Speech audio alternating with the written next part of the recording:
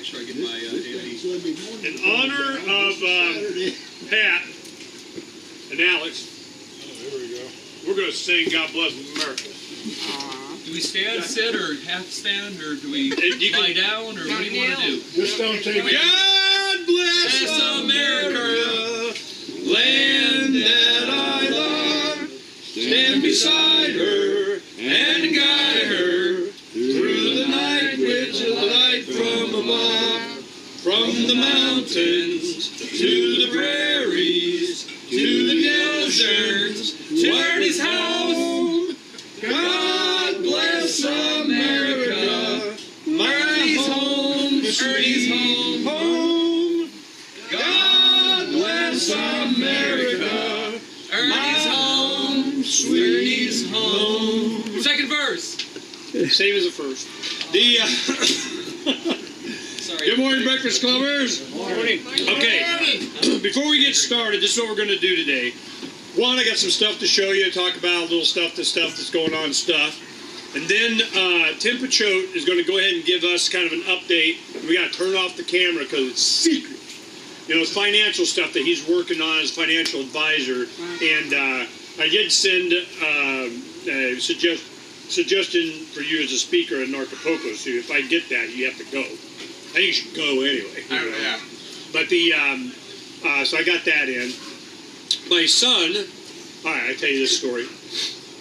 I do this show with Jeff Berwick about Bitcoin and some of the stuff that's going on. He puts it up on his Dollar Vigilante channel, and he's always kind of got the attention of the young guys and they're in. And all of a sudden, one of my son's best friends, known since junior high, you know, whenever they would come over, they start asking me, you know, political questions. Guys always running for something, they're learning in school, whatever. Mr. Hancock, what do you think about whatever? Then it turns into a thing, you know, we're talking. Well, my sons hated that. So one time, they were over one afternoon, and they're talking to me, asking me some questions. All of a sudden, from out of the corner of my eye, you see both of my sons together diving over a glass coffee table onto the couch and start punching the crap at him. Never ask my dad a question, you know. So, So this has kind of been my life with these boys, you know, for, God, a decade. So what happened is one of them, a guy named Kevin, saw the video, and he writes me back. He goes, wow, man, that was awesome, kind of, you know, whatever, and peace. And so I write him back. I go, don't forward this to Corsair. That'd be bad, you know. He'd hate that. Well, he knew what I meant. And he goes, no, I talked to Corsair. He thought you would be at a Bitcoin meetup downtown tonight. That's why I came. And he said downtowns. It was the same night that you guys were doing what up over here just this last week. Was it Tuesday or something, or Wednesday or whatever it was? So is there another one downtown? Is there something? I heard about one of these. No, I'm not familiar. There may be. Yeah, I'm sure there's a lot. So he said downtown, so I assumed it wasn't there. But then my son said he wants to go to Narcopoco. So I'm going to be a speaker there, and sent to Jeff Berwick and said, you know, they got money, that's not the problem, but give them a little incentive, you know, give them a, I don't know, an extra fork at the dinner table or something. I mean, just so I can say I did them a solid, whatever. So we're working on that. If Tim goes, we're going to try and get him to be able, I think they'd be really interested in what he has to say, or give you an idea. So I got a call from Dara Venetian. Now, you may remember her. She was a big Ron Paul person, took advice, got involved in Republican politics and everything, and became city council in Show Low. So as a city councilwoman, I think she went on to be, you know, mayor at one time, or vice mayor, or appointed something. So, James. So then she calls me and she says, I got this billionaire, which there are all kinds of crypto billionaires now, whatever, but she goes, I got this billionaire, and he wants the Levolution to get behind pushing Bitcoin to be able to pay taxes in Arizona. And I go, well, we don't have to do that. She goes, what? And I go, they're going to make you. I don't think people understand what's coming.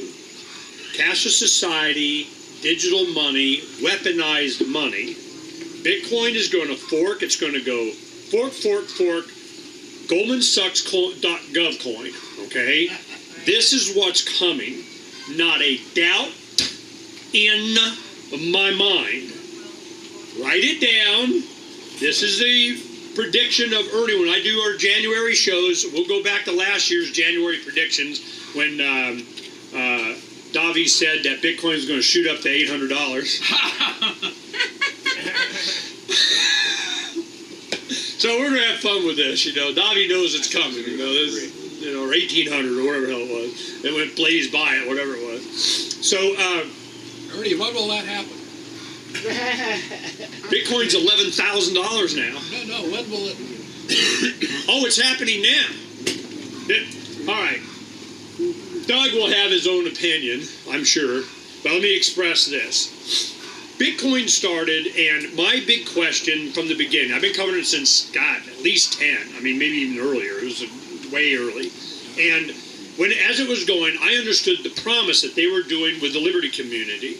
They said, here is libertarian money. You've been looking for anarchist libertarian money of the libertarian, Levolution libertarian, and here it is. Well, we've had that discussion over the years. There's digital cash attempts, there was e-gold, there was all kinds of good attempts, but wherever the weak link was, wherever they could get something, where the server was, where the gold was stored at the airport in Dubai, wherever you have a central figure, a person, man, the banking central complex of We Rule You central banking guys, they do not like it. And they have got armies out there scouring any competition. It happened with the Liberty Dollar. It happens with e-gold. It happens. So if there is a chink, if there's a centralized entity, a place where they can attack, they always do. Bitcoin was unique in that there was no place. It was distributed, decentralized all over the world on people's laptops and computers and so on. But this was the problem. Where is it centralized? Well, they would have a problem in the code, something happened, something would get exposed, the volume it scaled to where we had a bottleneck of whatever, and then you find out there's what's called core development. There are, imagine this many people sitting at laptops. You ever see shows them Hacker Fest, they're just sitting there coding away. That was Bitcoin. That was where it was centralized in core development. There was a group of people that would add to the code, but it would only get accepted if it was supported by the miners, the guys that were mining, the people that had the laptops. Well, as ASIC computers started coming in, which is just a chip that just does the guessing, the hashing, it's a hash, but it's a guess, get over it. So you do this guessing thing, and this proof of work and all that. All of a sudden, these miners got much, much, much, much bigger and wealthier and more influential in voting which way they wanted it to go. So if I was a central banker, a corporation, or a government, I would come in, one way or another, and say, I want it changed to be able to have these weaponized money features. I need to have a layer of doing this. I need to have a central bank roll of whatever they have. So to do that, there was one piece of code that they had to have called segregated witness. SegWit. SegWig. SegWit. Yeah, that's it, SegWit. So segregated witness, they said, if we do this, then we can do all this other, stuff that we want to do, and it can be all things, all people kind of thing. So the big argument in the community was the philosophical, not a technical argument, it was a philosophical argument. And guys doing the technical, hey, you pay me, I'll code wherever you want. What do you want me to do? Okay, I'll be a coding. I don't even understand either way, don't care. Makes it go work.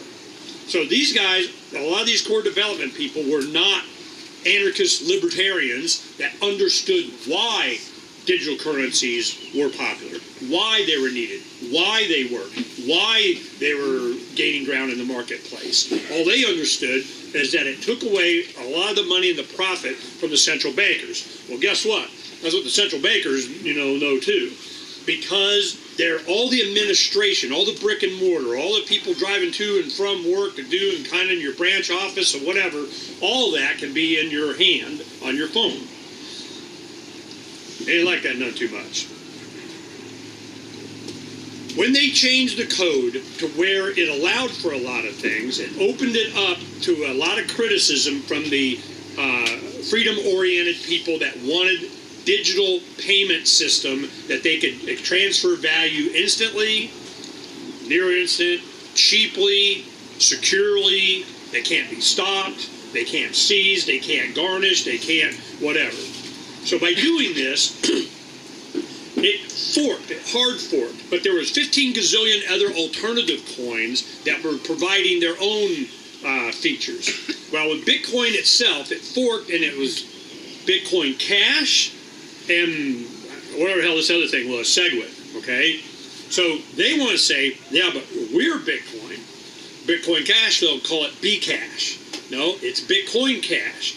This is what's going on supposedly under the concept, the idea that Bitcoin is to its original idea of the Satoshi Nakamoto white paper of what the reasons for this was and how it was going to work. But the money went over here. So as it goes, now it split again into Bitcoin Gold, which are mining differently. It's whatever, and we don't need to get into that.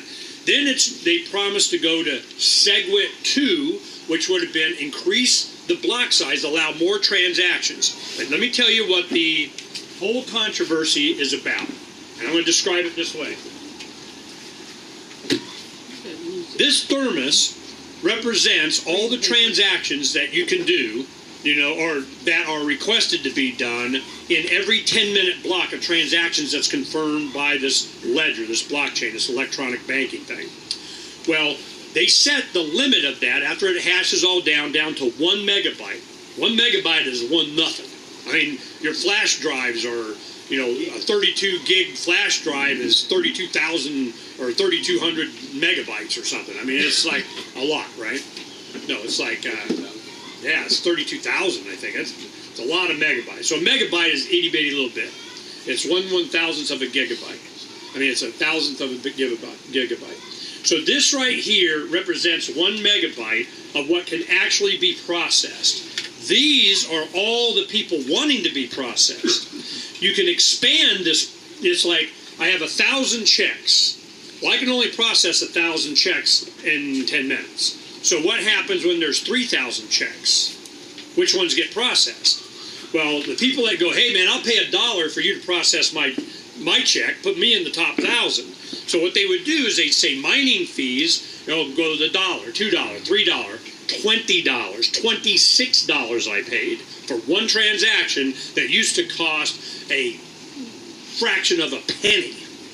And the reason is the central authorities, the bankers, the they, them, those, whatever, wanted to limit it to 1 megabyte so that to process that 1 megabyte, it would be expensive and the people that would pay the most in transaction fees would get processed. And they filled up with all these other transactions. They would even artificially fill it up or do dust transactions just to fill this up so they could charge more mining fees. Okay? This is what's been going on for the past at least year or two. The other side said, all we have to do is make the thermos bigger. It's been 8 years. What, computers aren't faster? Computers aren't better? Computers don't have more bandwidth? Computers, I mean, what the hell are you talking about 1 megabyte? Oh no, if you make it more than 1 megabyte, the Earth will fall in and, crap will happen and, quantum rip of something, right? So that turned out not to be true. We suspected not anyway. So Bitcoin Cash is now, I do trades at the 1/3 of a cent. I mean, it's nothing. It's back in the good old days of Bitcoin. But over here, all mining fees are going up. Who benefits from that? The miners. Because they get a reward of 12.5 Bitcoin now when they solve that 10-minute block. It's a proof of work, random guessing numbers, ding, you win, and you get all the transaction fees and the Bitcoin reward. So the transaction fees is now becoming more valuable than the freaking Bitcoin. So that's where all these alternatives come in. Well, who wants that? The central planners. Patrick Byrne came out with a thing called T0. Transaction is the settlement. There's not, you do stock purchases, there's 3 days for it to settle. And they're doing naked short selling and finagling and different levels of, when you do a New York Stock Exchange, when you go to be an initial public offering, there's a company called Seed & Co. C-E-D-E, like you cede over your rights to them or something. They just write your face with it. All your stock of your company goes into this one bucket, and it is owned by Seed & Co. They take a Polaroid picture of your certificate, and then they send it out here, and that's what's traded. They own everything. 98% of the stock market is in that. The only 2% is because somebody's got an IBM stock thing under their bed, or grandma had it, okay? Everything else is in here. So everything that's traded up here is a token or representative of what's down here. Then you have different branches of these certain guys that can access this information. Then they have another layer of people, and then they have another layer. And by the time it gets to you, everybody else is getting their cut. Yeah. With blockchain technology, it's grandma goes in and wants to buy stock, she gets it and pushes the button, and it's over. It's done, it's in her phone, done. This entire infrastructure of the Federal Reserve and Wall Street and New York Stock Exchange and all these settlement levels of what? Evaporate. And they don't like it. That's the threat of this technology. Patrick Byrne found out that Goldman Sachs makes 70% of their profit on leading the trade. I go, Goldman Sachs, Mr. Broker, sir, I need $100 of whatever, 100 shares of whatever. Wow. In the time that you punch that key in nano moments, they go out and buy it at a cheaper rate than what you'll pay for it, then sell it to you and make profit, and didn't add nothing to it other than rip you off. Which is actually illegal, but they get away with it. It's called front running. Front running is illegal? Yeah, Did that stop him? How'd that work out? Yeah, no, but if you're Goldman Sachs and you own the government, then... Yeah, no, if you were going to do it, we'd be in jail, but Goldman Sachs... 4 or 5 years ago, I was at a, camping thing up in British Columbia, and one of the guys in the group, about 30, 40 people, was a guy doing this, or at least understood. He worked for Goldman Sachs, and he sat there and explained to me exactly what was happening. Then there was a guy who wrote a book called The Flash Boys or something, and it was all about this stuff. Well, yeah, it's illegal as hell, but it's done in a nano moment. It's computer. It's so fast that if you have, right here is a stock exchange. We're talking light speed and fiber optics of communication of this. The most prime real estate are the buildings that were right next to it, just so they could be that much closer at light speed to do these transactions than their competitor that was down the block. But now that's how important this is. Now it's laser beams that are sitting on top of it. It used to be microwaves. First, the cables weren't fast enough, so they went to microwaves, and the microwaves weren't fast enough. So now people are paying tens of millions of dollars to subscribe to feeds of laser beams sitting on top of these exchanges. It's all to allow them to flash fornicate you, out of your money. T0 does away with all of that, and the transaction, when you blip your button, that is the settlement. It's over. It's done. It went from there to there, nobody in between. So, gee, I wonder how Wall Street feels about this. How much money, billions, would they spend to try and maintain this control through law, through CNBC? You can't see anybody coming up, some Nobel Prize winning economist or whatever. Bitcoin ought to be outlawed. What they don't understand, you get your turn, Tim. What they don't understand is that it's a philosophical thing, and with a technical support of they can't stop it. So they have to get inside it to be able to program it to do what they want it to do. So when Dara says, hey, they want us to lobby, they want the freedom community to lobby, yeah, of course, Bitcoin, blockchain, we need the government to allow us to pay our taxes. I'm going, you don't understand. They're going to make you, because this cryptocurrency is Big Bubba's freaking wet dream. They can get all kinds of information instantaneously, know where and what, never, or not. Bitcoin is going this way to GovCoin. Bitcoin Cash is going this way, and a bunch of other alternatives. They're going off of this. But what does that mean for Bitcoin? That means every single news item that you hear that is going to be futures trading in Bitcoin, that you're going to have ETFs in Bitcoin, that you're going to be able to hold your IRAs in Bitcoin, that you're going to be able to, hell, even Peter Schiff, money, gold, I'm buying gold money, a couple $100 a month goes in and I get gold and I get a MasterCard that I can spend portions of my gold and I turn gold into digital through the MasterCard and everything. Yeah, woohoo! And now they take Bitcoin, okay? And they'll manage your Bitcoin. Because why?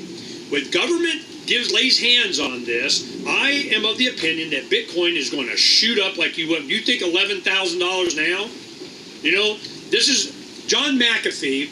I don't know if any of you guys know who John McAfee is. Yeah, John McAfee ran for the nomination, the Libertarian, McAfee Security, McAfee, you know, super duper, living large around sorting coke off hookers' breasts, whatever. So he's been on the show several times, you know, fun guy, and he goes, I think the first one was, if Bitcoin isn't $10,000 by the end of the year, I'll eat my dick on national television. 500,000 by 2020. So now he says, I'll eat my dick if it's not 500,000 by 2020. But now he says I think he said a million. No. First he said 500,000. Now he says a million. Yeah. So he said $1 million. $1 million a Bitcoin. Got a Bitcoin on you?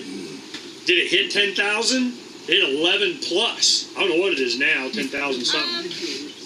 Whatever. So the thing is Bitcoin going to keep going up? Probably. Probably. It's just like what the guys do. Let's hold up on comments and questions for a little bit. And get, you know, damn, God, kill it.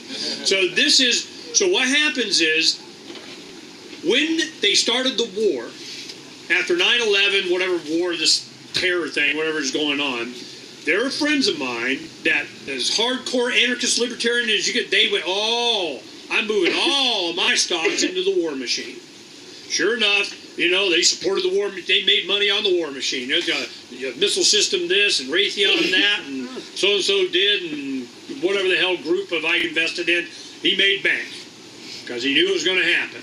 For the same reason, I'm seeing what's going to happen with Bitcoin, SegWit, whichever the hell one that is. So now it's a philosophical thing. So my son knows how to mine Bitcoin. He's been playing with that and getting couple and all that. And I go, okay. And I know some guys with some solar. After you charge your batteries are fully charged by 10 o'clock, you might as well just have a Bitcoin miner there heating your house in the winter, you know, while it's making you money. So we started ordering them. I got a couple coming in January. I will be mining which one, Bitcoin or Bitcoin Cash. Roger Ver was on the show yesterday, and he says, mine both. Whichever one is most profitable, do that. Then take your Bitcoin, convert it into Bitcoin Cash, you know, and ride that one up. Will Bitcoin Cash shoot up? Will it be the silver? Will it be the one that, you know, is actually transacted? I am of the opinion, yes, because transaction fees matter.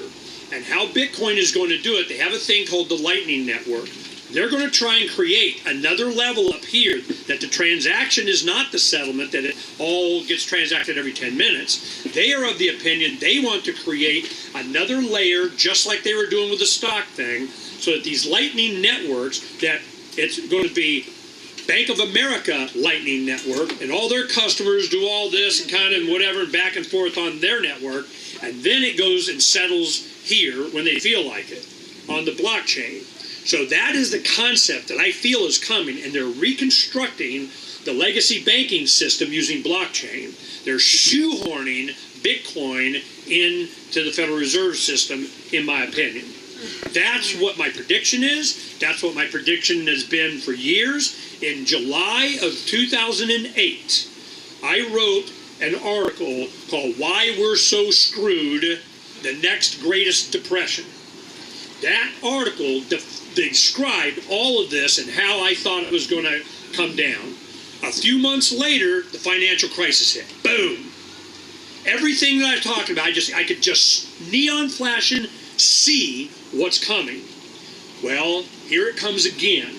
So what we're going to talk about today is there are advantages in knowing what's coming so that you can position yourself to take advantage.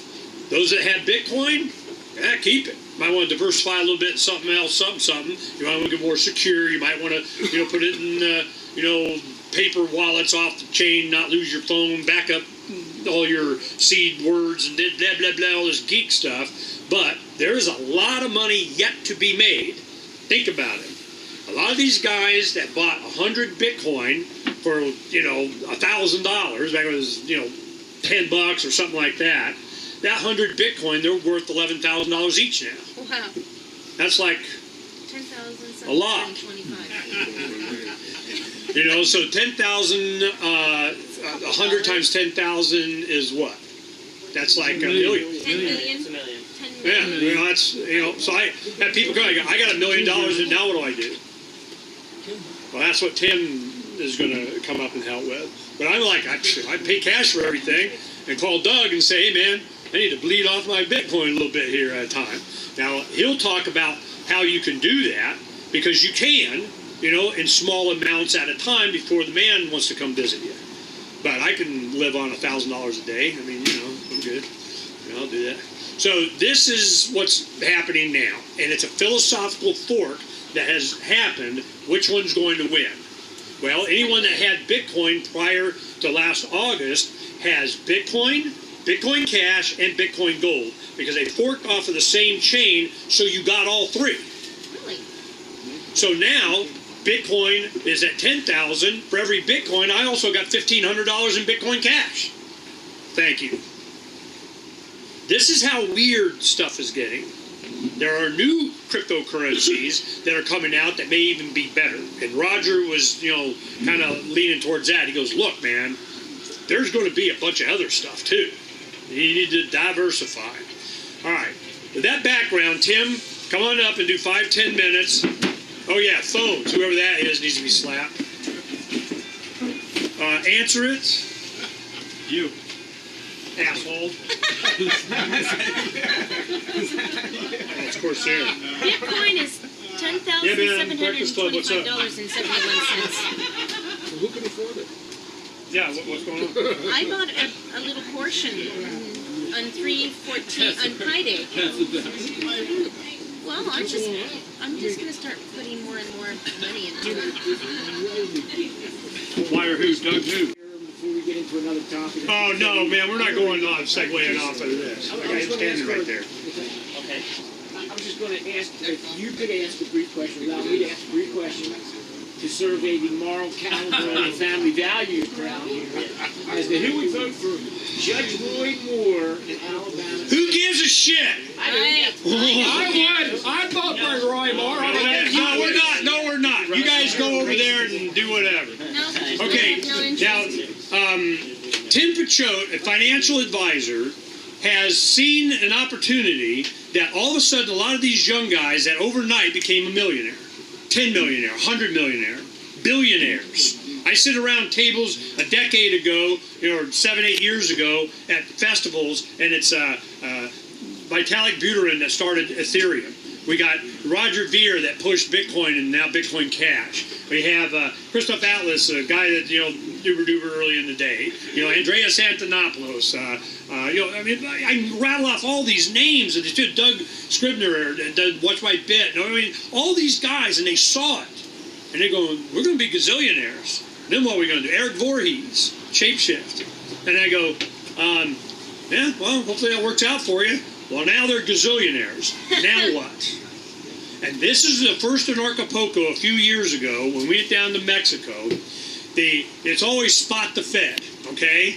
Well, they're usually pretty easy, So here they come in. Well, there's always better ones or they turn somebody, or they get them and they're got the vice grips on their mom's head or something, So they'll turn. But the thing is that the one thing they wanted to know, who you're going to support in the 2012 election cycle, in 2010, 2012, 2016, who are you going to support in the next election cycle, and how are you dealing with taxes?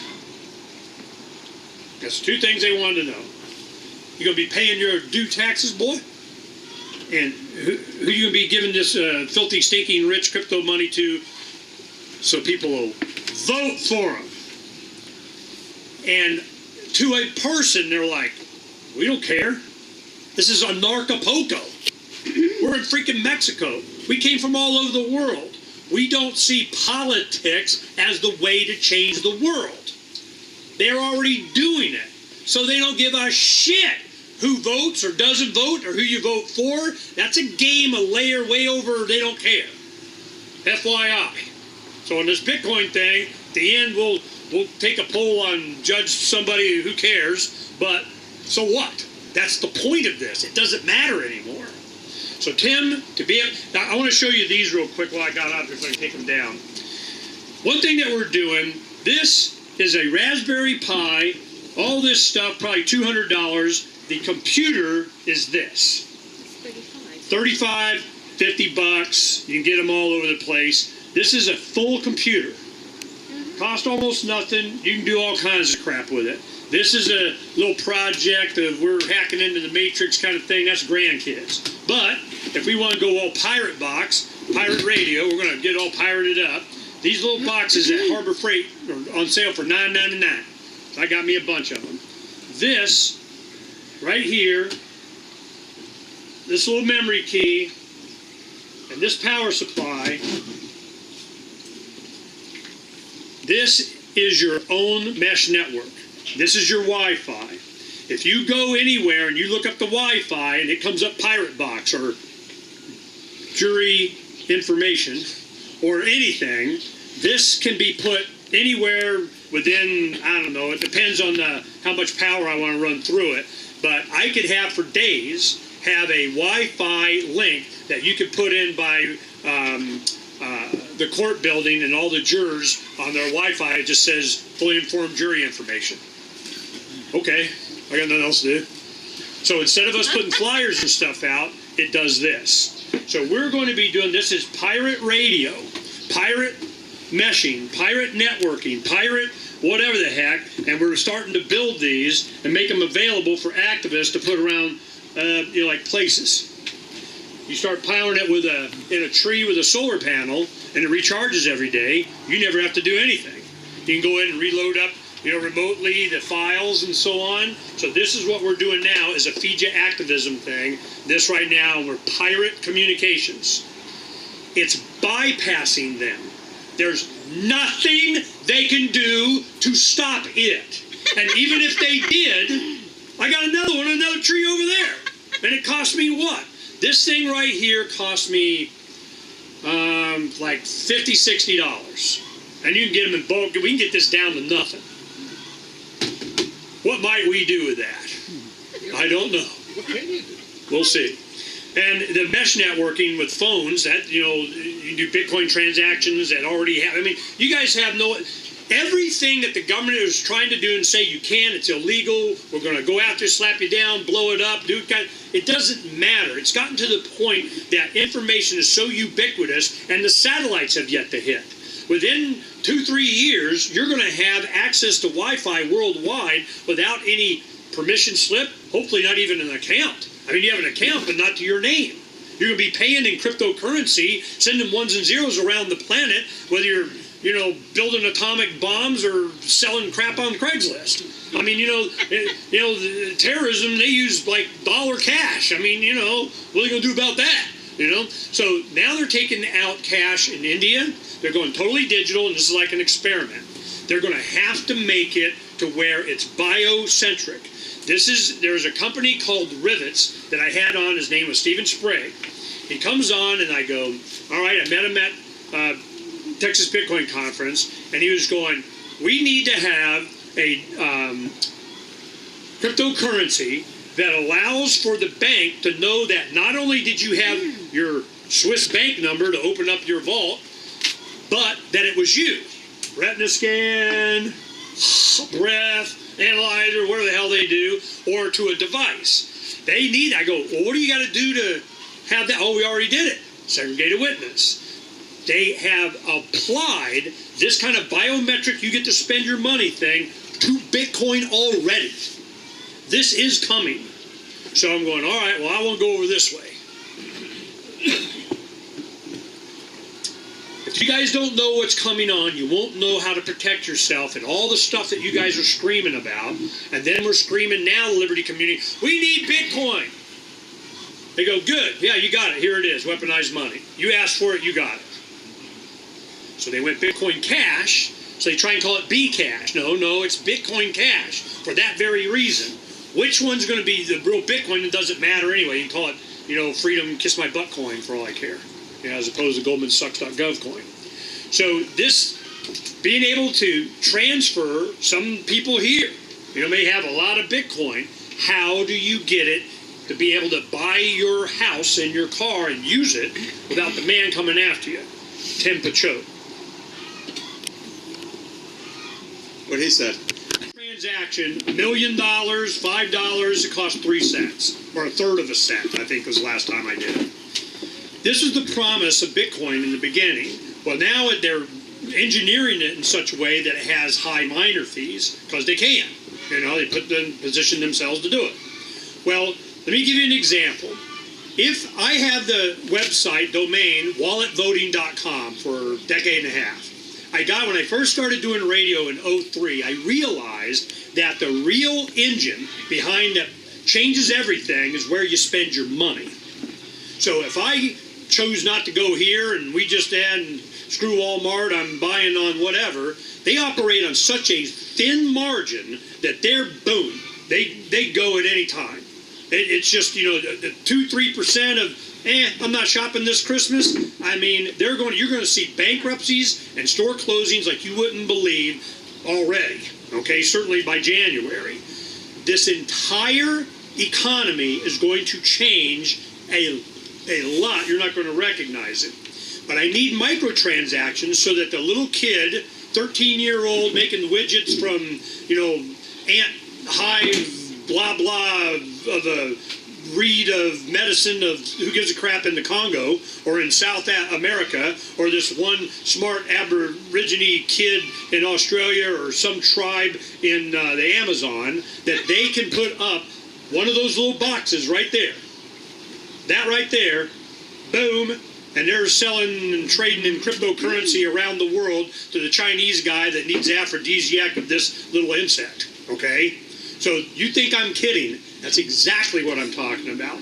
Now, if they want to improve their life, I need better satellites. There's a Kickstarter guy doing whatever over here, or a campaign worldwide. We'll fix it if we can get $10 million or whatever. I can vote with a quarter. I'll give him a quarter. Not if it's costing me $5 to give him a quarter, I ain't doing it. You see my point?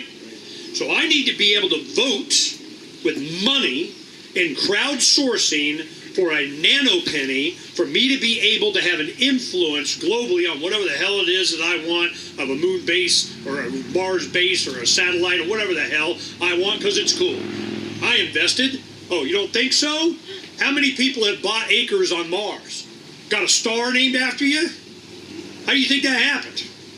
Somebody just did it. I go, yeah, that one's yours, okay? I bought it. It's mine. The star system and all the beings that live there. Got a deed, okay? So this stuff would be on the blockchain. So then we had an issue. Tim Picciott and Terry Bressi from Checkpoint USA went and met with Mark Thursday afternoon, okay? This is what happened. Terry Bressi has been the one. He's a scientist that looks for heavenly bodies, meteors, comets, asteroids. It's going to kill us all. We're going to get dinosaurs, okay? So he's a grant from, working out of the University of Arizona, drive University of Arizona pickup truck to Kitt Peak Observatory, and he goes through the Tohono O'odham Indian Native American reservation there, and that's in December of 2002. They started doing these instant roadblocks, temporary, 60 miles north of the border, east-west, but gosh darn it, you American citizen, you America like that? You're America. So he's like, no, hell no, I already know where this goes. So he stepped, nope, not doing it. Goes through the court system, they drop the criminal charge as a civil charge, it goes all the way to the Ninth Circuit Court of Appeals, they award him a $250,000 settlement. And then they keep doing it. And they keep doing it. And they keep doing it. Well, he drives his own truck now, got 5 cameras, and every time they go, American citizen, am I being detained? Am I free to go? Let me know when I'm free to go. I'm free to go. Am I free to go? I'm free to go. Over 600 encounters on videotape. Okay? Jesus. Video of exactly, and he just peels the onion on how they're doing this. Multi-jurisdictional, local law enforcement of federal enforcing of the unconstitutional, whatever, everything they can do to try and get around, I'm free to travel and I don't need no papers, please. Well, last May, there's some new guy, there's always some new guy, didn't get the memo, leave Terry alone, okay? So some new guy, papers please, and calls the cop over and kind of dead. All right, I just let you go. As soon as he pulls out, the sheriff deputy runs over to his car. He's going to chase him down and get him down the Lone Prairie. So he just pulls over right away, like 100 yards past. Pull him over, handcuff, you're obstructing traffic. Yeah. So he'll go to court on that, and he's fighting that and doing that. But finally he's like, no, we need to do civil action. We're going after these guys. But since there was no damage, there's no blood, there's no protruding bones or anything like with, some people, you win, here's $1. So you go through all of the expense, all the stuff, and they go, yeah, you win, and you're out $30,000, okay? I want this pursued. I think it's a good opportunity for cryptocurrency people to do crowdsource funding, but it can't be done with Bitcoin because it costs too much to make the donation. So we're going to pimp Bitcoin Cash. Roger Ver was on Friday. Roger goes, not a problem. I'll match the first $10,000, do it in Bitcoin Cash. We'll promote it on Bitcoin.com. We'll promote, and do it in rock and roll. Let's go. Waka, waka, waka, waka, waka, waka. So we're going to have a class action lawsuit funded with crypto to pay Mark to do on these border checkpoints the way they're doing it. So that's why I need microtransactions. Because if we push this, what's going to, I'll throw a quarter in that. Anonymous, low transaction fee for a common idea. What do you call that? Wallet voting. This is what I've been waiting for. And they're taking it away from me. So when Bitcoin Cash was able to do this, I talked to Roger, I go, let's do it. He's like, I'm in. I understand rock and roll. Here we go. So we got our first $20,000 in less than 24 hours. So this is what's coming and why this is important. And it's also why they don't want it to happen. When we start putting up, build the precariat, how are we going to do it? This way.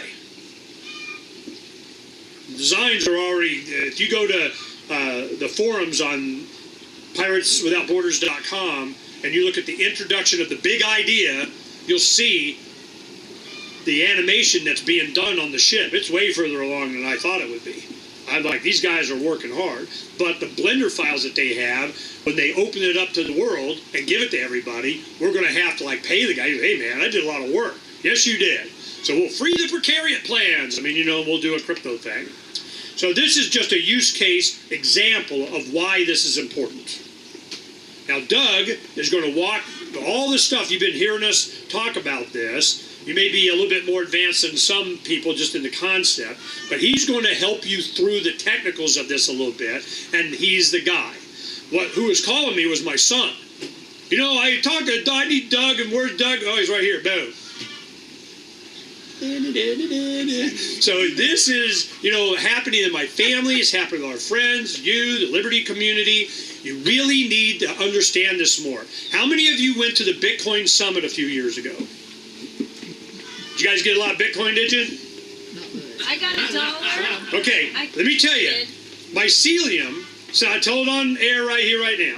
Mycelium did 0.003 of Bitcoin on these little paper wallets that were laying around. Okay? He said, we'll give them to you, Ernie. Just make sure you pass them out. Not a problem. Donna put them out on all the tables.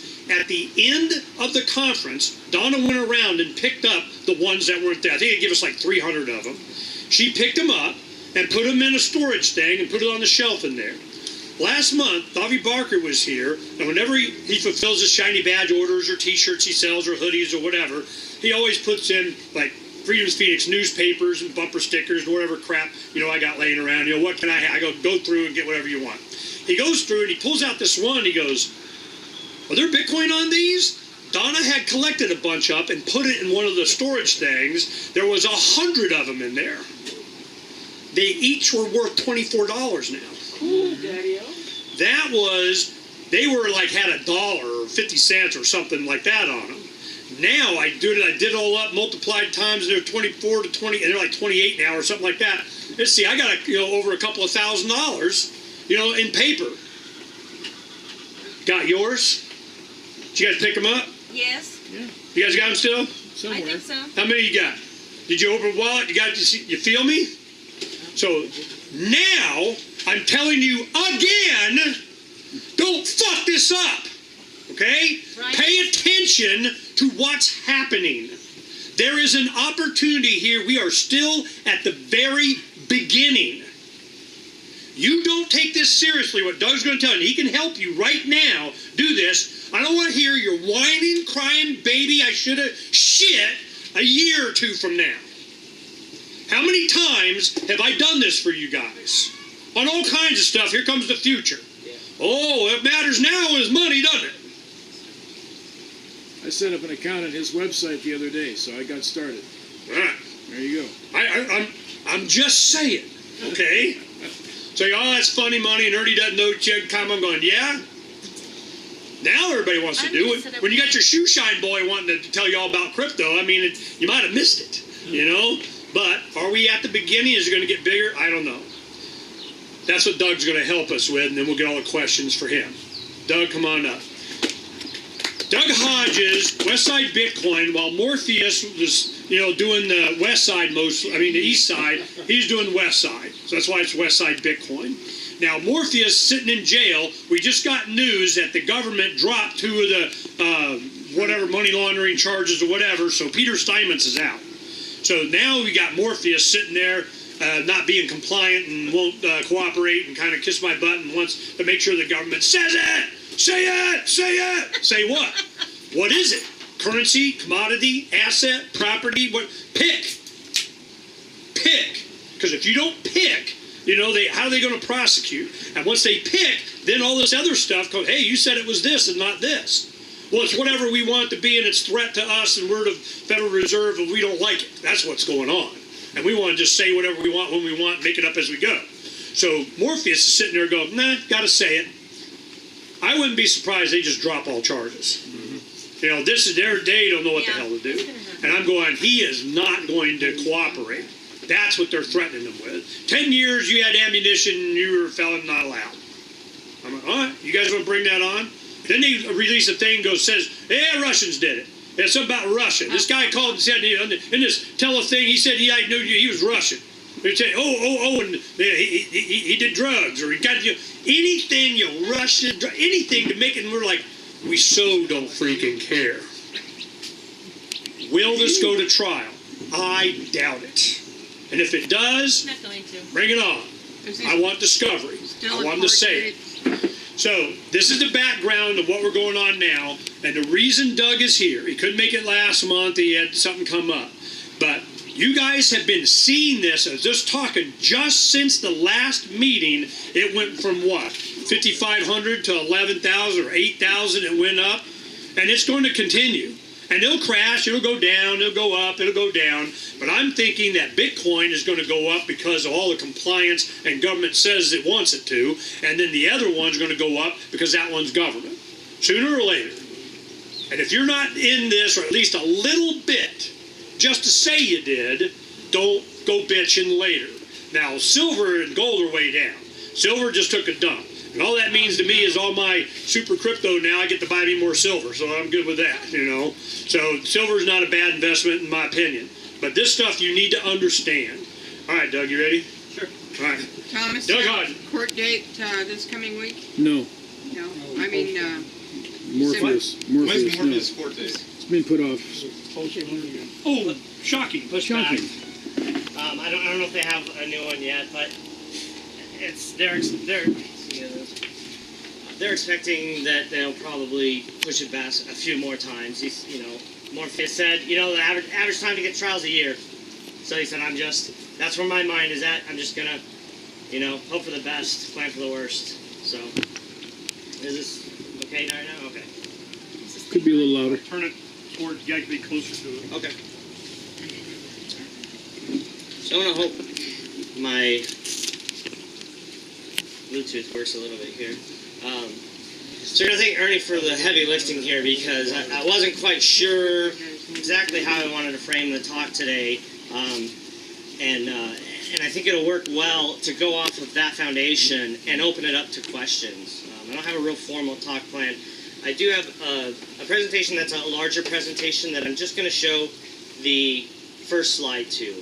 And I'm sure we've got several of you that are of different knowledge and experience levels of Bitcoin at this point. So the first slide, we're kind of going back to the beginning a little bit and talking more basics.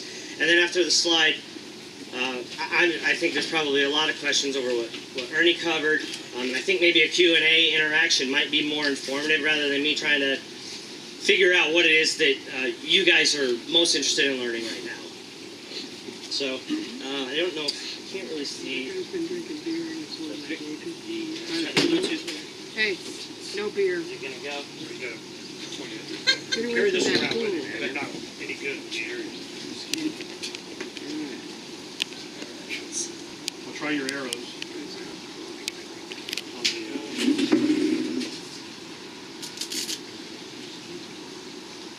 Yeah, the space should work. well, I unplugged the HDMI for a little bit and showed something else. So maybe you need to.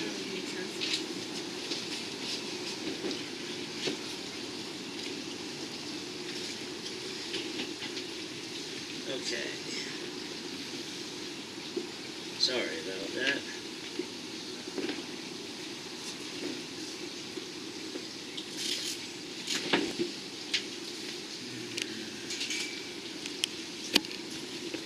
We'll wing it if we can't get the Bluetooth to connect. Bitcoin seminar. $30. You got $30 back there? Oh, well, you get it. The refund on the entrance fee. What? Tell them this story while he's doing that. Okay, well, about 2.5 years ago, I went to Ernie's Bitcoin seminar, and they refunded part of the application. It was like $35. It was a $5 fee. I put $30 in. It's now worth $1,300. Wow. When you went to the Bitcoin thing, what we did is we said something like, I put in $2. yeah, you pay in $30 or we gave you 25 back or in Bitcoin or something, we opened them up. Do you guys still have that? Because we knew this would happen. Yeah. So here is, and you put, what's this? I put in just $2, and that's What how is much that, I 67? So put in $2, now it's $67. Who are the ones that did $100, $1,000? Who just said, I give $1,000? If I put $1,000, when I first started doing Bitcoin, if I put in $1,000, it'd be $1 million now. But I spent it. Yeah. You bought a hat in Vegas. Oh yeah. You bought a hat in Las Vegas. Keith and I were at this seminar in, it was called No Bad Capitalist thing in Las Vegas. With Peter Schiff. Peter Schiff is, a bunch of the guys. Well, Peter Schiff, what he was doing, poo-pooing Bitcoin again, and Keith and I were downtown, and there was a couple of casinos that just started taking Bitcoin. So I bought this hat and this keychain with Bitcoin on the strip back here. That hat is about $1 billion hat. Okay? I got $10,000 hoodies. They're very shiny, nice. So the thing is that as much as I have been sharing and pushing, instead of collecting it, I've been trying to help all you people. And do you got it on you? Well, if you like my son, I gave him one Bitcoin when it was $270 for flying me up to Vegas to learn how to, shift it into paper wallets and silver to Bitcoin, all that kind of stuff. When Bitcoin hit $1,200, I call him up. I go, "Who's your buddy now?" And he goes, "Well, my wife turned that phone into another phone." And I go, "Well, did you write down your 12 words?" "I can't find it." "You're too stupid to have Bitcoin." Well, then now he's a miner and kicking ass. So he learned it. That was the best lesson he ever got. So this is, and there's a lot of fraud that can happen and stuff too. So you got to be careful. Listen to Doug. You ready? Yes. Okay, we're gonna bypass the Bluetooth and we can just use the keyboard here. So yeah, I'm just gonna cover this first slide here that I had. It's your intro to Bitcoin here. This is your characteristics of Bitcoin. The rest of this particular presentation goes into some more stuff, advanced stuff about Bitcoin wallets and things like that, which in the future I can do more talks. We can get more into things like that. But I think with kind of the vibe I'm getting from today. Well, invite them to your meetup. Yeah, soon, that's... yeah, I do. And actually, this coming Wednesday is this full presentation at Classic Crust Pizza. They accept Bitcoin there. You can go in and buy pizza with Bitcoin. And we do a meetup once a month. I do an intro to Bitcoin. That's at Cave Creek and Cactus Road. And so that's once a month. That's the first Wednesday of every month, and it's an intro to Bitcoin with a big focus on wallets. There's a lot of 7 p.m. Wouldn't that be an $11,000 pizza? No, you spend a tiny fraction of a Bitcoin to buy your slice of pizza. You don't have to spend the whole coin. Yeah. The first transaction that ever happened on the blockchain was for 2 pizzas for 10,000 Bitcoin. Jesus Christ. How expensive is that pizza? Go to the moon and back on that. Okay, so what are the characteristics of Bitcoin here? Bitcoin is digital. Most of you know this already, but there is no physical coin to Bitcoin. Decentralized. There's a lot of buzzwords in Bitcoin you're going to hear a lot about. Decentralized, no central authority. That's what Ernie was talking about. It's a key feature. Bitcoin is peer-to-peer. This is not relying on a Visa, a MasterCard, a third party, a clearinghouse. If I hand you a $10 bill, that's peer-to-peer. Truly peer-to-peer. If I send Bitcoin to you, it's going from my Bitcoin wallet to your Bitcoin wallet, not to a clearinghouse, not to an intermediary first. It's directly to you. Important aspect of Bitcoin is that it's open source. The open source is auditable code base. What that means is people much smarter than me have and can looked at every single line of code that Bitcoin runs on and can say and have not been able to find a fatal flaw. That has obviously there have been bugs in Bitcoin in the past, but if we're sitting at $11,000, that's because it's open source, and like I said, people much smarter than me have looked at this and reviewed it and said, it is what it claims to be. Obviously, an important aspect of any asset, scarcity, limited supply. So there will only be 21 million Bitcoins that will ever exist. How do we know for sure that would be the case? That's part of the auditable code base. So the way that the code is written, like I said, I don't write or read code, but I know that some of the smartest people in the world over the last several years have been poring over the entire Bitcoin code line by line, saying, okay, there's no exploits here, there's no vulnerabilities, doesn't seem to be hackable, it hasn't been hacked yet. Is there such a thing as a counterfeit type of operation? No. So that's one of the bullet points here is being that it's counterfeit proof. So another important aspect is this predictable release schedule. I already talked about a block every 10 minutes. So there's 12 and a half new Bitcoins created and mined into and minted, you could say, printed into the system every 10 minutes. On that predictable release schedule of every 10 minutes, we know that the last Bitcoins won't be mined until the year 2140. All right. Going on what you said, or what you said here, you can buy fractions of a Bitcoin. That's one of the things when you start seeing these prices at 11,000. A lot of newcomers still haven't, don't realize that part yet, and that's kind of hard to grasp. The value proposition of Bitcoin when you think, well, it's out of my price, right? How do I buy a slice of pizza? So 8 decimal points mean the smallest denomination of Bitcoin is a Satoshi. Okay. Yeah, that's fine. So yeah, it's divisible up to 8 decimal places. Like he was just saying, the smallest unit is referred to as a Satoshi. That 8th decimal place, 0.0000001 Bitcoin. And that's in honor of the creator, Satoshi Nakamoto. How is that represented? In other words, you want the smallest unit or multiple numbers of multiple smallest units. Are they like the penny to the dollar? Yes, it looks just like that. When I do a transaction, I go .000, however much I want to do.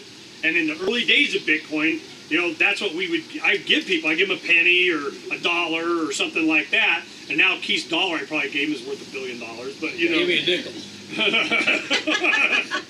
I wish you gave me spent it.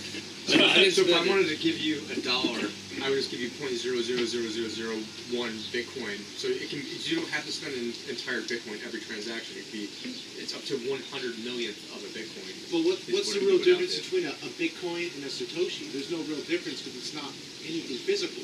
A Bitcoin is 100 million Satoshis. Yeah. But you're right. it's just code. But since you're not dealing Just with code. anything real, then it's basically the same thing. So there's not 21 million Bitcoin. There's actually way more than that. Yeah, 21 quadrillion Satoshis. Yeah. Well, and a Satoshi and a Bitcoin is the same thing. You're talking about math, but when you're not dealing with the actual thing, Tangible, correct. tangible. Well, the thing is, It's the nobody same goes thing. around saying I'm this many millimeters tall. Like so that's sort of like a Bitcoin saying like I'm 6 feet tall, whereas the millimeters is I don't know what that is. So it's But if you were to look at it as gold, an ounce of gold and .0000001% gold is a big difference. But a Satoshi and .0001%, so a Bitcoin and It's a 0.0001% representation Satoshi, of an It's the amount same on a thing. blockchain. It is nothing more than that. It's nothing You're real. right. It is not weighed by weight. It is not a something you can balance. hold in your hand. So it's It not is real. representative, just like the central banks are doing with representative bullshit money anyway. Well, money's not real. The dollar's not real either. So Right. it's Fiat. fake things. fingerprints required. Yeah, so again, the next, also brought up, the counterfeit resistance, counterfeit proof. Bitcoin is counterfeit resistant. It's really only vulnerable for about the first 10 minutes, first 30 minutes or so, arguably. But once Bitcoin has been sent from me to you, it's considered broadcast. For that first few minutes, until there are what's called confirmations on the network, it's vulnerable to what's called a double spend, which would be I send Bitcoin to you, and then before it gets confirmed, then I send the same Bitcoin to someone else. So there is a vulnerable period in the beginning that once you get one confirmation, two, and so on, the more confirmation, the more security, the more impossible it would be to reverse or double spend that transaction. Okay, so yeah, that goes into the wallet types, and that's, we'll ignore that, and like I said, that part was pretty brief. I'll come around here. See, that's why you have, they want 6 confirmations. Every 10 minutes it confirms that transaction. They can go back because you could have different chains and somebody can do whatever, and it's long story, doesn't matter. Some digital currencies do it every 6 seconds, every 10 seconds, every 2 minutes, something like that. So you get this faster. What happens is, why I don't like this layer thing, let's say Starbucks has, of all of their stores, they have this network or something that's coming in of $4 or $5 lattes. I spend in Bitcoin. Then they take all of them, and then they want to go do something with it, or post it, or put it. It's vulnerable then, when they have at the big giant dollar amount for that first 10 minutes, second 10 minutes. But if I'm doing $5 and it costs me $500,000 to get that $5, in electricity to try and do it, why the hell am I doing that? It's not worth it. So the immediate confirmations for small amounts usually confirm right away and you can spend it. If I'm buying a car, I might want to wait 30 minutes and I get 3 confirmations. I'm buying a house, I might want to wait a full hour, 6 confirmations. Once you get these confirmations, it gets to near impossibility to go and counterfeit or change it on the fly back. That's the point of the blockchain, is that you can't change it. So it's all math. That's why you call it, veritas and numeres. It's a slogan, trust in numbers. So that's what, you're either trusting in the number that everybody can see how it works, or you're trusting in a central bank, or you're trusting in precious metals. Precious metals, on my spaceship, I'm mining asteroids for precious metals, but I don't want to get paid in it, because I don't want to haul it back out to space, I need weightless space cash, okay? Yeah, South Park, they called it space cash. I'm like cash without borders. Right. Cash without, ooh, I can get that one. If the price or the value of the Bitcoin is going straight up and changing so fast, almost on a minute-by-minute basis, how can you possibly, this is a two-edged sword here, how can you possibly make any kind of contractual agreement and then expect it to last? because I mean it keeps changing. It's going up. I mean, it's it's going up great. But the guy who's there's two sides to a coin, and you can't come up with an agreement. If the guy says sell, he says, why should I make an agreement? Because I'm going to lose my ass in a half hour from now. Right. Yeah. So, No, that's correct. And so there's several different use cases for Bitcoin. Obviously, on the merchant side, that's easily solved. On the merchant side, if a merchant is accepting Bitcoin, boom, their software is going to transact that $3 cost for that slice of pizza. What's the current exchange rate for $3 worth? Boom, send me this much Bitcoin, $3 worth, transaction done. Well, you're talking about longer-term contracts. Any short-term contract. No. I give you what he's talking about. I give you a perfect example. Yeah. Robertson Roberts, one of the first silver and precious metal broker that would take Bitcoin. If he takes Bitcoin for silver, and the price of Bitcoin goes up and down a lot in a nano moment, how is he going to be able to replace the silver and not lose his ass? Because that's how they make their margin, is on a percentage of right then. Comes in, goes out, I take my 4%, I made the transaction, we're good. How it's done with Bitcoin, there's a service called BitPay, like PayPal for Bitcoin. BitPay, when you pay, it goes straight to them, and they wire your bank account with the equivalent in cash right then. So he never even sees the Bitcoin. He just has cash deposited in his account. They see the transaction with the silver as a cash transaction. IRS don't know nothing else. Okay, but if let's say this is a widget, and say I want to sell my widget for 11,000 Bitcoin, or 11,000 or Bitcoin, which is worth $11,000 for say Federal Reserve note. Okay, well I say, well no, wait a minute. I'm not going to sell my widget because next week it's going to be worth 15,000. Opportunity cost, right? Yeah, So then don't do it. right, yeah. So well, nobody's going to make any transactions. Or you just hold on to your Bitcoin, so that way you'll be acquiring more Bitcoin. And then if the price is going up, you want to be able to acquire more Bitcoin. But you instantly arbitrage. So let's say I want to buy that from you for $10, and you're worried that that whatever 0.0001 Bitcoin is not going to be worth $10 2 seconds from now. Well, with BitPay, it instantly arbitrages. If you want to, it instantly arbitrages it the second that transaction is happening, so that you can get your $10 less of 1% transaction fee. So it's actually cheaper than using a credit card, because it instantaneously does this. Now with the futures market coming online in 2 weeks, what people can do is they can buy put options on Bitcoin to then be able to hedge your price that way. But with BitGo, it's just an instantaneous arbitrage. But if you think the price of Bitcoin is going up, then keep it in Bitcoin, but you can hedge your bets and have some go to cash, some go to Bitcoin, but it happens instantaneously. It's programmable money to allow you to do anything you want. All the concerns that you have are addressed. Everything. You can take it in cash immediately, you can keep it, you can speculate in it, you can do whatever you want. But you take responsibility. It's not a bank, it's not a government giving you permission. It's bleep, bleep, bleep, and you decide. It's programmable money the way you. That's what they don't like. Because we're the program. We're the bank. We're the ones that says how and which way and who gets a cut of whatever percentage of who gets a level. When you have it and you can understand this, and you make that decision, things change. Smart people rise up, and everybody else gets to be our slave. I don't know. Peter Schiff accepts Bitcoin, but he hates Bitcoin, so he exchanges it for cash immediately. So you have no currency risk at that point. So we went over some of the characteristics of Bitcoin. 2 things, like why not one of the other 1,000 cryptocurrencies?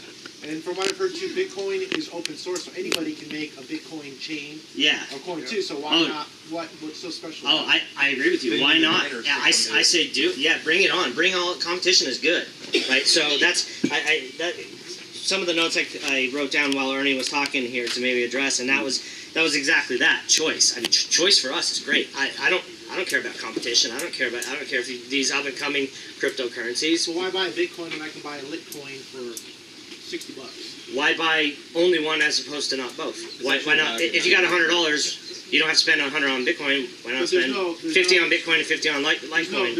There's no properties about the Bitcoin that make it special compared to the Litecoin, or elements about it. Network effect. Just the network. Network effect. And There's different features. I mean, Litecoin's going to cost like a penny to transact, whereas Bitcoin might cost $5 to $10. They each have different features and support. Could Bitcoin disappear? Absolutely. There was a MySpace, but Facebook came along, and obviously we saw what happened there. So Bitcoin right now is the leader in the industry. Their market share has fallen at least in half over just the last 6 months with the other coins, Dash, Ethereum, all the other ones. But when you're trying to say it's a money, that's a lot different than saying like a Facebook is just like a social network. When you're talking about like Bitcoin is like a money. So the whole thing is when you have like a money, the whole point of money is supposed to be like a store of value for a long time. So if I can just Well, money's more of a the money's more of a medium of exchange than a store of value. So would you say is Bitcoin a money or is it a currency? I think those are two different things. Yeah, they are different things. That's a philosophical question. I think it has properties of both. I think it's something new, so I don't think it's. I think we can pigeonhole it and say it is what we know as this, or it is what we know as. It's not a stock. It's not. I have people say, my friends when I talk about is it a stock? Is it? And I'm saying it's new. It's Bitcoin. There's not ever been anything like it before. So everybody, you ask 10 people, you get 10 different questions. Is Bitcoin money? Is Bitcoin this? Is Bitcoin that? The government can't even tell us. They're afraid to because they know the instant they make a decision. That's what he's saying with Morpheus. Well, just say it. Tell us what it is, and then we can plan. Then we can plan accordingly and work around you once we know what you're going to do. If the price or value of Bitcoin keeps going straight up at this rocket pace, at what point does it price itself out of existence? I mean, if a Ferrari costs $150,000, rich guys will buy it. But if it goes to $10 million, even rich guys are going to say, hey, that's way too much you can money. buy 100 million of a Bitcoin. Yeah, very few of my customers buy a whole Bitcoin when they come to me to buy Bitcoin. A couple of weeks ago, NPR did a story about Bitcoin, and one of the talking heads said something to the effect of, it's almost inevitable that one of these days that Bitcoin will fall off a cliff, just the current value of Bitcoin will fall off a cliff, just like the stock market does, the real estate market does, the tulip bulb market did, and that after that, people will feel snake bit, especially the people that got in at the end, and it could be a long time after that before people feel comfortable risking investments in Bitcoin. What do you think about that? I feel like even though we're 9 years in, this is still just a big grand experiment. And I agree, it could fall any day now. Could there be a fatal bug that nobody's discovered yet? A fatal exploit? Someone says. And I thought it would go from 1,200 to 60. Yeah. That's what I was waiting for. Still here. Can I comment on that? I mean, right now, we are not even at the early adopter phase. We're at the innovator phase where, I manage money for a living. I get to see what people have, and I know a lot of other financial advisors, and almost maybe 2 of my clients have Bitcoin. I've told a lot more of them about it. But just in the wider grand scheme of things, how many people in America probably own Bitcoin? Maybe 0.25%. So you only need it to go up to like 2% or 3% to have it even go. How many more times in value is that? So it's not like the .com bubble where you had every single person who had .com stocks or had internet stocks. But guess what? There was a .com bubble, but then you had Amazon. If you held it the entire time, it made a lot of effing money. If you had Google, if you had some of these other stocks, but there are a lot of pets.coms that were supported by government, which Bitcoin will be. Here it goes. But there's a lot of pets.coms, a lot of bullshit currencies that are right now. I did a video in June about Bitcoin saying that there was like 800, and now I think there's 1,400 currencies. And there's a lot of scams. There's a lot of pets.coms, and people will be burned on those. And if you're asking about Bitcoin crashing, yeah, Bitcoin crashes about every other day. And then, but then 2 days later, it's higher than it was. I think a .com style shakeout is fairly likely, if not inevitable. Where many of these people are going to get burned, and many of these are going to fall by the wayside, and you're going to have a couple that survive, just like the Amazons. There was a few that actually survived, came out of the ashes. Yeah, and once there was that big shakeout, a lot of people lost a lot of money, but the ecosystem grew over time. Diversify your crypto. And diversify, yeah. What's to prevent our insane federal government, which is owned, controlled, and operated by the Federal Reserve, to come along and say, you're going to pass a law to outlaw these alternate currencies like that? You can outlaw drugs. You can't hold a gun to math. That's what you can't hold a gun to math. You can't make a law outlawing math. You can't stop it. it's decentralized. So there's not a warehouse Let's full just of. say they did that. Oh, Right. God. Let me take this one. Okay. No, stay here. Stay here. Get him, Arnie. If I have to care what a politician, law enforcement, or lawyer has to say about something, it's the wrong tech. This doesn't matter. They've tried to stop it. They want to stop it. And because they can't, I'm going to tell you a little secret.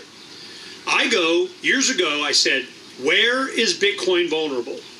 It's on nodes on computers all over the world. Well, the EMP will go and the electricity and then what? One node is still there. 10 minutes later, it populates the planet again and it's done.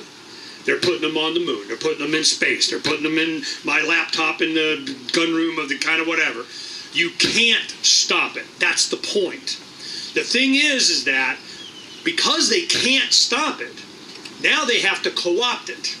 That's where they come into core development. They're come in to develop and kind of be, and it's now GovCoin. I see that coming. But like you say, well, anybody can start their own altcoin. Damn Skippy. CWB, Cash Without Borders .crypto Ernie made tomorrow. And all you need are people that will put it on their computers, mine it, boom, you got another crypto. The reason Bitcoin is so penetrative is because it has a lot of different companies that will take it, a lot of people that are mining it. There's a lot of infrastructure, a lot of wallets, but that can easily go bing over to another one, which has happened on several levels. Ethereum is a much more complex one that's not just crypto. That's not just I'm sending dollars around or Bitcoin or digits or something. They're doing where they also do other things like multi-signature contracts. When you have a trust, upon my death, this happens. Bing, flips the trigger. 2 or 3 or 4 out of 7 or 5 out of 5 or 9 out of 12 have to sign and do their code, and it enacts it, it releases the money. It goes, you can program it to do anything, Russ. Take this envelope that they put you in and burn it. Discard it. Anything you can think of, you can program money to do. That's why the banks don't like it. I understand that. I'm just wondering, what if they passed a law that did that? Okay, what do you think they've been doing? All right, let me tell you when Bitcoin shot up. The government didn't. This Bitcoin is funny money. They're playing internet stuff. They didn't see what was happening. We did. Well, I was going, oh, they're not going to like this none too much. So nobody in government is going to go out and prosecute something. Somebody gave them a 3x5 card, says go get it. They don't care. They're like, yeah, whatever. Then when they started actually building, infrastructure, it was bit instant. We did a transaction to where I went to the my Bank of America, wired, no ID, nothing, $200 into a bit instant account. They gave me Bitcoin, showed up in my wallet. 2 hours later, I went down to Liberty Coin in Scottsdale and Shea, and I bought $200 worth of silver. When that happened, I go, loop's closed. If I can take money and I put it into Bitcoin and back to silver, man, I'm good. We're on. Boom, the government arrested one of the guys for laundering money of doing, we tracked and did, and you said in Russia or something, okay? Charlie Shrem, put him in jail. Get him out, and then the other guy, Eric Voorhees says, man, I am so out of here, and eventually now he does what's called shapeshift out of Switzerland. I put any cryptocurrency in, Bitcoin or anything on this side, and then I select which crypto I want to come out. And I go, Bitcoin in, this will dash out, boom, it shows up my wallet, done, laundered. Who did what, I don't know. Who's going to stop it? China goes, we're closing the exchanges. You're not allowed to do it in China anymore, which was stupid. His business just went up. They can't stop it. That's the point. So when they make it illegal, what do they make illegal? Math? Right? So then you go and they go, well, you can't have that wallet. You can't trade it on the internet. You can't. The only thing that they can say is they don't what they did with Morpheus. Without your license or over a certain dollar amount, $3,000 a day or something like that, you can't trade anything for cash or back and forth without the government gets their cut. That's what they want. And the only jurisdiction they have is if it touches the dollar. what happens when an economy worldwide no longer touches the dollar? Right. Buy and sell Then what? Bitcoin. Buy and sell Bitcoin. It's happening right now. Purse.io is a service. People get paid in developing countries to work and process Amazon crap, okay? What does Amazon pay them with? It pays them with Amazon money. Well, they don't want Amazon money. I got by, rent and stuff. I got enough iPads, okay? So they go on, Purse.io, which Roger Ver, who's big behind this, what he did is he invested in these companies, and I go in with my Bitcoin, and I say, I want a 15 to 20% discount. I got a bar that I can go. 15% confirms right away. I go 20, 30, 40%, might take a week or something. But what I'm doing is I go, I want to buy Donna's art set. All this art set over here costs like $300 and something, doing paintings and all that kind of stuff for Donna's birthday. So or anniversary or I don't know, whatever, keep me out of trouble day. So I go and I buy, this stuff, but it would have cost me $380. Or it was $299 or something if I took and paid in Bitcoin. I put on Purse, I go to Amazon, I pick all the stuff, I put it on my wish list. I take that URL at the top of the wish list, I put it in Purse, and it populates. It says, here are all the stuff that I want. I want to get this for 15% off. And they go, yes, I can do that. Who can do it? I have Amazon Prime. It's free delivery. There's some guy in Bangla who gives a crap that goes, I want the Bitcoin more than I want this Amazon money. Here, I bought it for you. It shows up. I push the button. He gets paid in his Bitcoin that he wanted more than he wanted Amazon money. And they go, and the left says what? Pat would come out and go, you're exploiting the poor. I didn't make them do it. They're helping the poor. They want, damn Skippy, they want the Bitcoin more than they want Amazon. Because now that's an $1,800 art set. Exactly. And they see it too. So then what happens? We just see in the last week, Amazon and Alibaba, they're talking about doing their own cryptocurrency. I had this one company on the show. I met him at Texas Bitcoin Conference. He does what's called rewards. Rewards is your frequent flyer miles. I go to Fry's Electronics. I get a discount if I ordered a bunch of whatever. So now they're going to make it a cryptocurrency that actually has, like Alex is saying, what's it represent? What's it based on? I don't know. Southwest Airline miles. It's got something. And then they have it to where that currency can be traded. Your Southwest Airline miles get you discounts at Walgreens. Where's the dollars in there? You see my point? It is bypassing this entire system, and it's not America. It's worldwide. It's outside of the ruble, the dollar. So what do you have Putin doing? We got our own ruble cryptocurrency. Gosh darn it, because we have to. And I'm trying to tell all the criticisms. I've heard this exact same thing from the exact same people for years while it's shot up, and you guys are just sour grapes of, yeah, but it doesn't, guys, yeah, I could have made 100,000, but I didn't want to. While you're sitting there, had gone to the Bitcoin Summit, you kept that wallet in your phone for all this time and sitting there and watch your $30 turn into $1,300. I'm going, what do I got to do for you people? So this is, I pay attention. Doug's going to help you go through the process. 2 weeks ago, we had sitting out here, 2 dozen guys, getting all our wallets all set up and kind of getting ready for the future. We're going to have our Christmas party that's coming up in a couple of weeks from 6 to whenever, but from 3 to 6 in that afternoon, we're going to do it again. So you guys come early, we'll get you all hooked up. But we're not going to be talking about why it doesn't work and how it didn't and why and it shouldn't and what if the law does and they pass a thing and they're not going to let us be free and they pass the law. We're not talking about that. That's what the Peter Schiff podcast is for. That's Peter Schiff, okay? What we're going to be doing is taking advantage of it. And the times that I've done this before, you haven't taken it seriously, and it went from 300 and now it's 11,000. At what point do you go, Ernie might have been right a couple of times? What is that point? What criteria are you using? What are you looking for? I was looking for not the dollar amount. I'm looking for the freedom aspect of it.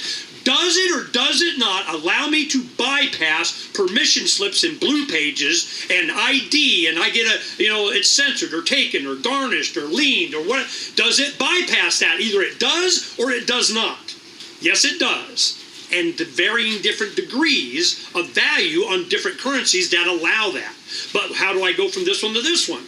Shapeshift.io. I go in there, I put in this, I want this, boom, I'm done. And it takes about 30 seconds. So it's not too late to get in. No, we are at the beginning. This is like buying, the second or third year I bought my iPhone, I guess it's going to be around a while. This is the beginning. There is going to be, I'm shocked Bitcoin lasted as long as it did, to be honest, okay? But the technology is there in everything. How you're going to put in government files, it's going to be blockchain of the title to your house.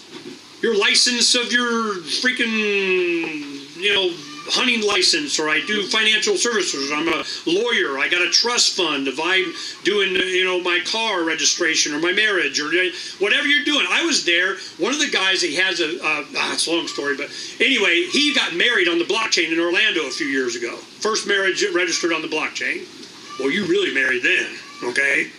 Well, the thing is that can you make it a multi-sig? You know what a divorce is? You both say we're divorced. Boom, it's off, it's done. This is going to change everything. We're not going to take all these, I'm glad you guys bring this up, but you're missing the opportunity to understand this by being critical of something you don't understand. That's why I'm asking the question. I know.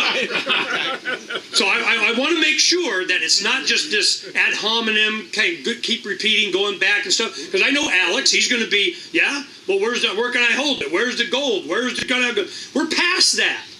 I can convert. Bitcoin is worth its features, how much in gold and silver I'm willing to pay, which I have. I turn in silver. Why did I get Bitcoin as opposed to silver? Because of its features. Because I can use the Bitcoin to move my silver. I can go in a brain wallet, I go in and I get a 12 words that I can remember, or a phrase, and I put it in, I can show you on here, and it generates wallets for me. Nowhere else does it exist, not on a phone, not on a computer, not nothing. It's just a brain wallet. And I take and I spend my Bitcoin into that. I sell my silver, I get Bitcoin, I put it in that. I walk in across the border and then I convert it back into silver. It's my silver moving device, and all I got to do is remember 12 words. Can I just have 2 minutes? Absolutely. To explain this?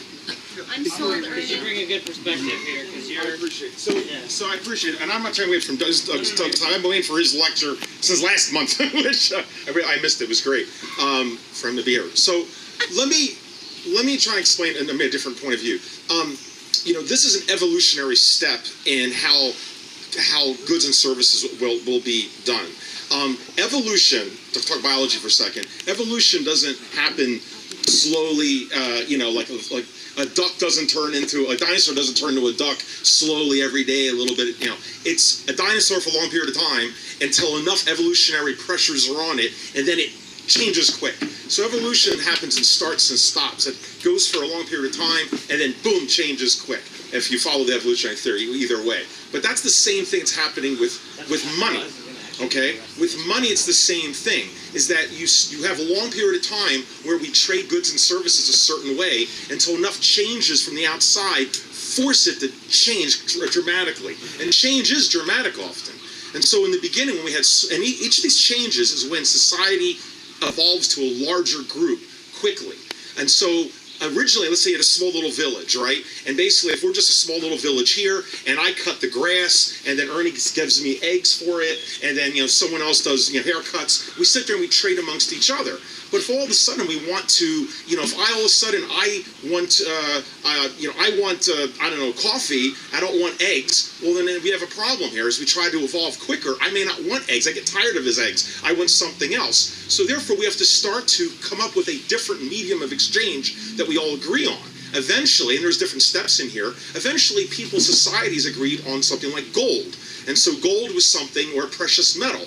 The thing with the precious metal is we all agreed that we wanted it, and we all agreed as far as the value, and then we could use that as a medium of exchange. I don't maybe want eggs, he'll give me gold, but I can buy coffee or I can buy something else. So gold acted as that.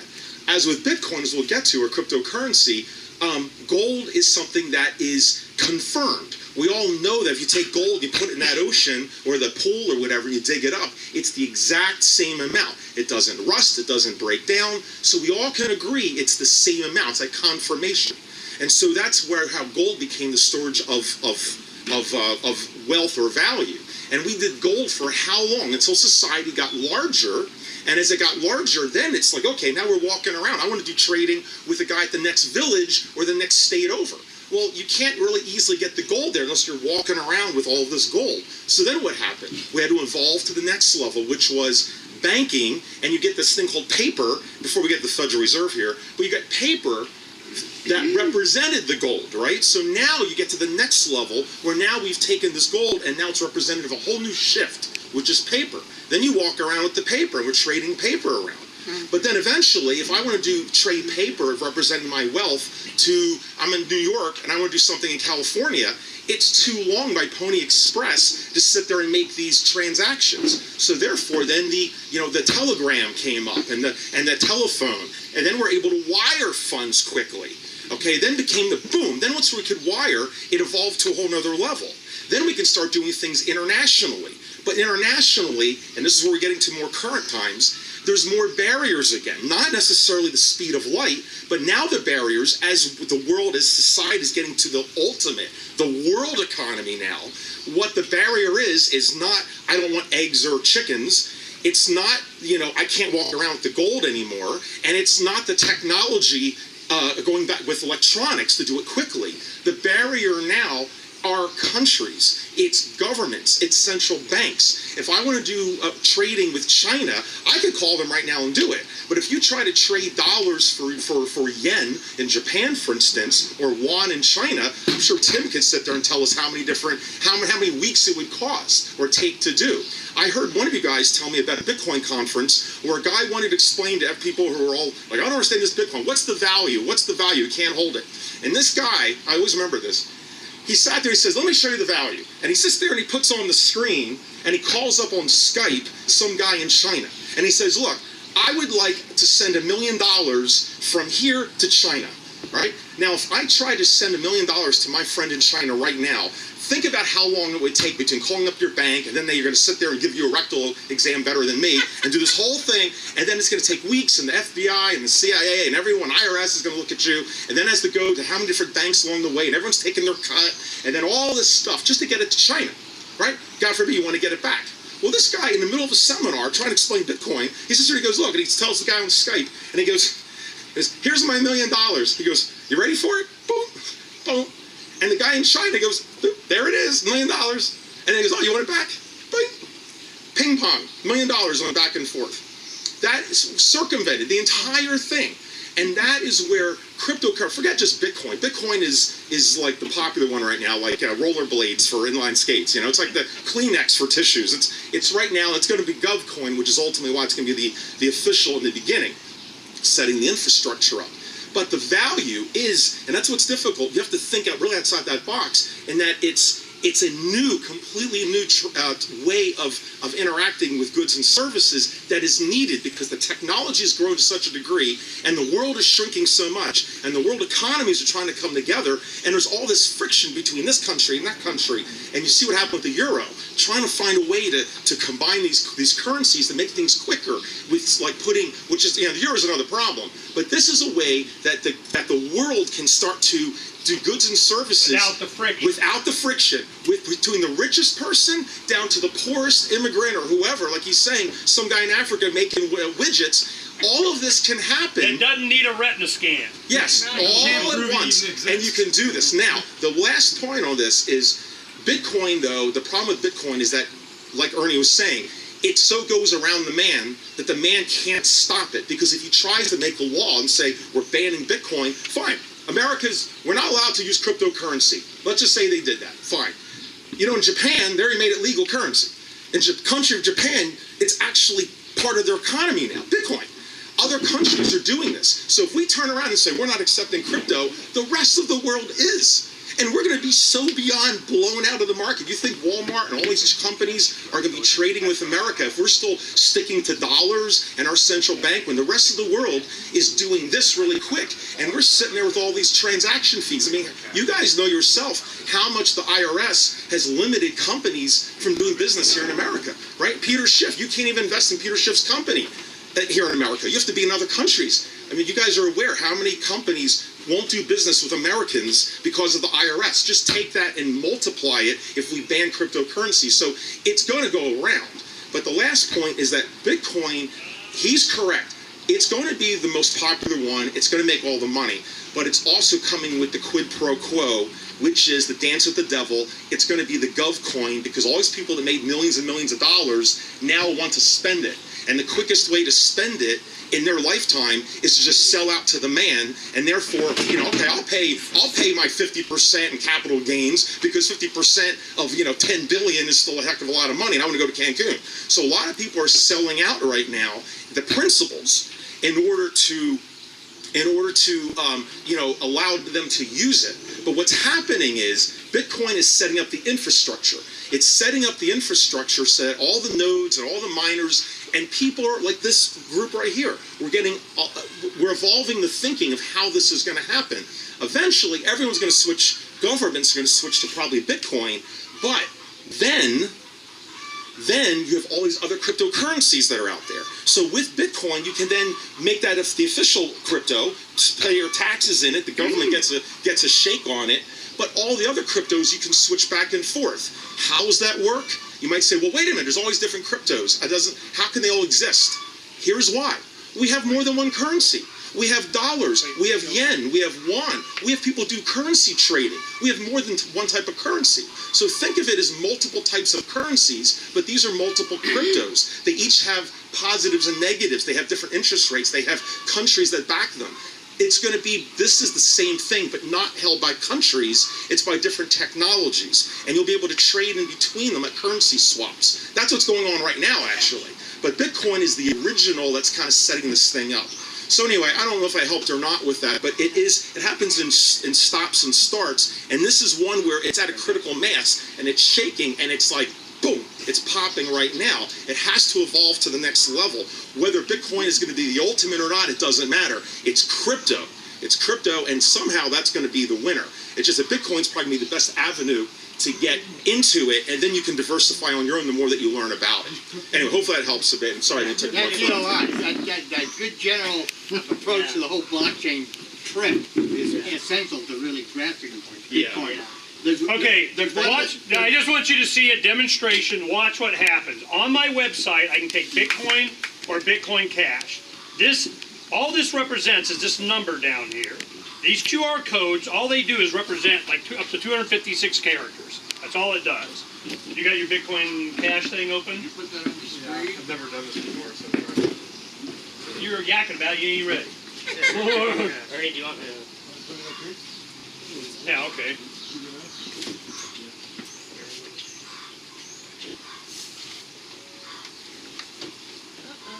Okay, get ready. Are you ready? Are you ready? You're teasing us. Are you ready? Now you're not ready.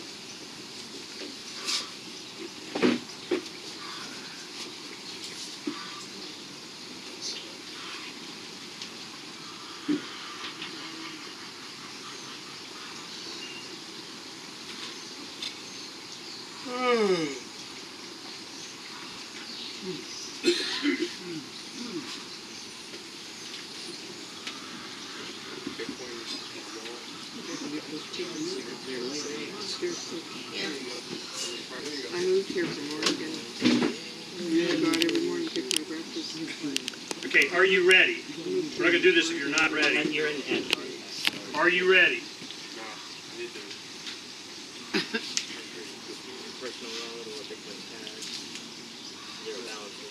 I call this the new norm.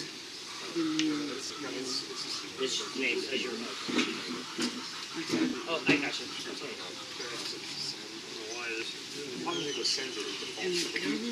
Okay, this QR code down here on my website, you click on that, you just go blip like this, and it does it. Well, since I'm not ready. it's not that I'm not ready. It's not saving it. All you do is I go like this, and I open up a wallet. Well, I'm not going to do it, because it goes right back to me anyway. I go flip, swipe, and the money is transferred instantaneously. So the cost on that for Bitcoin has gone anywhere from like $5, $6 to $20 to do that. There's a reason, because they want it to, is a big reason. Bitcoin Cash is like a third of a penny. Yeah. So which one is going to be more used? Bitcoin Cash. Bitcoin Cash is really shooting up in its use. So, like, what's the difference between Bitcoin and Bitcoin Cash, and how many times can you fork the currency? And if you fork the currency, are you expanding the Bitcoin out? Is there a real difference between cash and Bitcoin? What you're doing when they fork, if you fork it from the same seed, the same trunk, then you share a history of all the transactions on both of them. So when they forked Bitcoin Cash, for every Bitcoin you had in August, you also had Bitcoin Cash. Well, will Bitcoin go down? No, it went up. Bitcoin Cash, will it go away? No, it went up. So is there now... Because it gave you options. So is there technically, instead of just 21 million coins, or is there 42 There's million? 21 million Bitcoin SegWit and 21 million Bitcoin Cash. But they both had value. Why? Because people said they did. Why? Because they wanted the features of this or they wanted the features of that.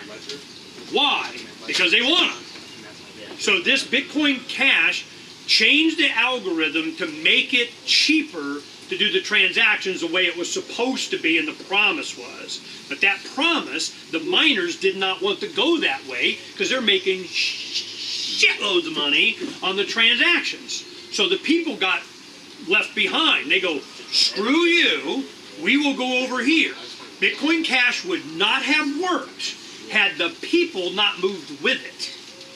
That's what gave it its value. And enough gave it its value that it stayed in the game at $200, $300. As the transaction fees went up on Bitcoin and they didn't expand the block to make it where it would be cheaper, everybody goes, yep, you guys are fuckers, we're over here now. That's all that happened.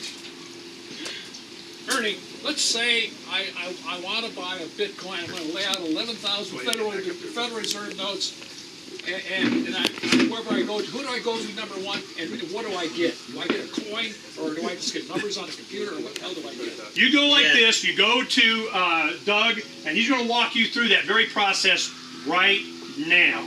Because you're going to show up, and so he's going to tell you about, how it works, so on, but we're going to do this. Russ is going to show up at your thing. What should he bring with him? How many pieces of paper? What devices? His laptop, his tablet, his phone. What does he need to get into it right now? Smartphone and access to the App Store. Install an app in under 5... Access to what? Just your App Store. Okay. Yeah, so you can install a Bitcoin app in under 5 minutes, under 2 minutes, and boom, you're not giving them your name, you're not giving an email, any identifying information. It's... Okay, but if I buy a Bitcoin, do I get an actual coin, or do I get something else? No, when just like he was showing here, this QR code that shows up here, I'll scan your QR code. I'll say I'm sending X amount of Bitcoin, send, boom. Half a second later, your phone's going to ding and say payment received or incoming transaction. That's it. And your balance is going to go from 0 to whatever the balance is, whatever. What if he loses his phone? Well, that's why you would create a backup, and I do consulting where I can walk you guys. Right now I do a lot of consulting ad hoc where I meet with people individually. We really want to push hard on this idea of a Bitcoin store. I think of it more of as a Bitcoin education center. We want to do informal and formal training where we're going to do classes. We'll teach you how to come in, teach you how to set up a wallet. Right now we're doing it on a small scale where I do that intro to Bitcoin class once a month, but we want to expand that to additional topics and things like that. So today I'll leave cards out, and you guys can contact me, and I meet with people, consult with you, help you set up a wallet. I don't charge any fee for meeting with people. My hope is that I get you into Bitcoin, I get the community educated. Price of Bitcoin goes up. Hopefully you come back to me to buy when you're ready to buy. That's my thing. How can you buy Bitcoin without having a willing seller? Without having what? A willing seller. If you're going to buy, you got to have a seller. You can't. You're right. So I'm a buyer and a seller. If you've got Bitcoins and you want to sell them, I'll pay you cash for them. If you've got cash and you want a Bitcoin the other direction, I'll sell you the Bitcoin. So yeah, that's what I do. Yeah. Go to him. You're a broker.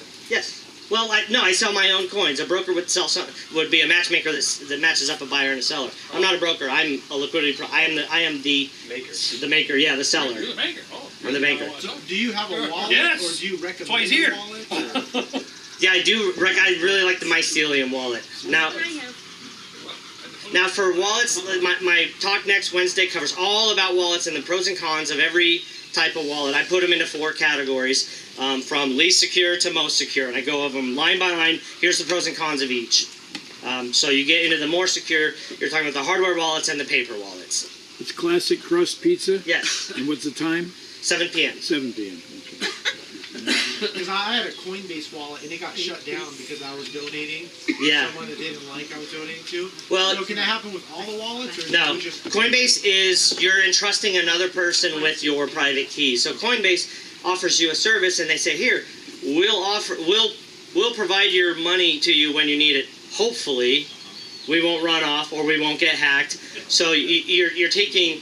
We're saying, okay, Bitcoin has this great value proposition because you can be your own bank and you can get rid of trusted third parties. So you get Bitcoin and say, okay, well, let's take it to a trusted third party, and you're putting it back into the old system. You're eliminating all the advantages of Bitcoin, which is being in control of your own private keys. So right, you want to. I can steer you towards the wallets that are where you control your own private keys. Mycelium is my favorite, but there's several.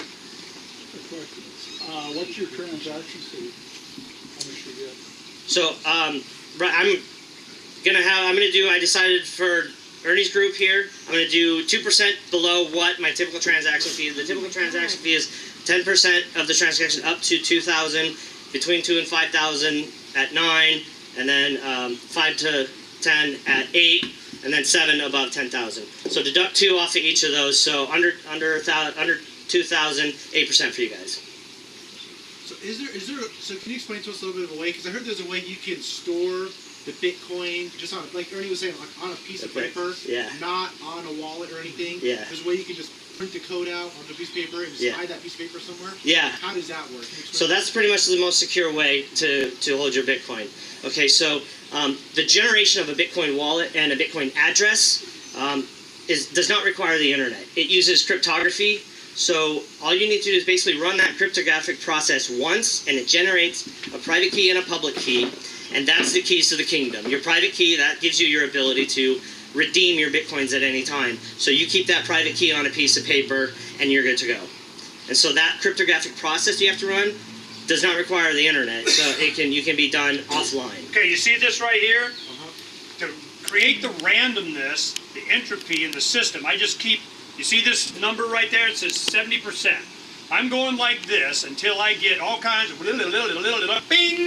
It goes to 100%, and it creates a public key and a private key. This is totally offline. Well, this is online because it's online. You download this particular program right down here. This zip file here. I get it on a USB. I had this before, and I traded them off. I wish I had them back, but. A $300 piece of crap never hit the internet laptop, and a $60 laser printer that goes in the gun room, sits there, unsoldered to Wi-Fi, never connected to the internet, nothing. I take that program and I do exactly what I just did here. This is my wallet. I take and spend that, put this piece of paper in a safe, bury it, take this number, put it in a steel case of these steel things like what Dr. Phranq has. He got it's stainless steel. You take typesetting. Did you buy the crypto steel? Yeah, I have it with me. I'll pass it around again. Okay. Crypto steel thing, and it has that number, and you bury it in the whatever, or tattoo it on your kid's head or something, okay? This is your wallet. That is the only way you can ever get access to that account. And that is held by you. That never goes to a bank. It never gets government permission. It doesn't anything. You are in Antarctica, and you get access to the internet, and you blip that, you can spend that. Period. End of story. You're trying to make it more complicated than it is, and it's not. All these wallets, all the phone, everything is just to manage that. That's all it does. You just created that? I just did. Okay, because I was under the presumption that there was always, like, each Bitcoin had its own code already made. No. And that you given it. No. It's you a create no, a okay, wallet so that you spend the it wallet into, is separate from and the- you control it. Yeah, so that's so you can just create that. That has a zero balance, so there's no Bitcoins. So you're correct. Each Bitcoin has a history, right? I click up here, But- Brain Wallet. I go into Brain Wallet, I put in my own phrase. Freedom's the answer, what's the question? I go anywhere in the world and I put that in, boom, it pops up, and I don't need a phone device or nothing. I just need access to be able to spend that wallet. This is how simple it is. All of this other crap is just to manage that, okay? So what happens is, we do the Ledger Nano S, a hard wallet. I take that hard wallet, we set it all up and everything, and I had $5,000 that I put over into this one. I could look on the blockchain and see that the transaction happened, but it didn't show up in my phone. Fuckers. I'm going, well, where's that? What that? I could call the hard wallet guys, the guy that sold it to me. I have him on the radio station. You know, he comes over and finally, he comes over, it's there. You go on the program, there it is, and I can get the private key if I knew my seed phrase, which I did, because I wrote it down, because I write it down. Russ, write it down, okay? Write it down. So I take that and I put it in, and it said, yep, here's the account on the third page of the whatever. There's your private key, boom. Sweep it right into him, I'm done. And bypassed all of the phone and computer and everything because it's up on the blockchain. It is access to that wallet is there. So, what happens if I lose my phone? What happens if the EMP goes down? What happens, what happens, what happens? Right It doesn't matter. I have the public and the private key to bypass all this convenient bullshit. So this product here is what they was talking about. I love it. I use these for all of my wallets. Your backup consists of 12 random words or 18 or 24 random words. You store those in this stainless steel, like he's talking about. You know, the old way was you had, like she just said, multiple copies, multiple places. What if you have fire, flood, damage? Fire, flood, damage proof. Set it, forget it, done. Where do you purchase those, and how much do they cost? This is at cryptosteel.com. I think they were $60. I don't know what they're going for now. They're about $100, but they only take Bitcoin to buy them. Really? Yeah. But you see, there's nothing to it. All it is you put these little typeset characters like you're setting type in your Benjamin Franklin's printing press. That's all it's for. It's just because it doesn't degrade. If it was diamond or carbon, you do a Han Solo carbonite thing or something with a cover on it. That's all this is for, is so that you always know that private key. Okay, question again. What was the website again? Cryptosteel.com. Steel. CRYPTOSTEEL.com. Oh, steel as in steel of yeah, metal. Steel. It's made of stainless steel. Could be Yeah, that'd be steel. horrible. It's made of stainless steel, so it doesn't degrade. Oh, You'll okay. never lose it. So another question I have here. I'm not trusting them. So I remember when Bitcoin first came out, one of the big features about it was its anonymity. Yeah. And it was secret. Yeah. And then someone made a really good argument that each Bitcoin has its entire Yeah, forget history about it. It's not built anonymous into at all. it. So that was a big argument. Oh, it's anonymous. You can send money everywhere. No one knows who it is. But then later someone said to me, well, that it's actually the most not anonymous. It's not anonymous at all. If you want anonymity, don't get into Bitcoin. Bitcoin. Okay. That's a simple matter of the fact is. Now, I mean, you can make it anonymous by that private key nobody knows. And I have that private key, and I want to sell my 5,000 and get cash. You know, somebody comes over and goes, they just take that private key, put it in their wallet, and it's done, and they give me the cash. And that's exactly what happened when I traded my silver in for my first batch of Bitcoin. I took them on paper wallets. So I had the paper wallet, and I just put them in the safe. Never was in a phone, never went anywhere, never nothing. So when I spent them and got that stamp press in there and so on, what happened? Blip, went into their phone, they gave me the cash, done.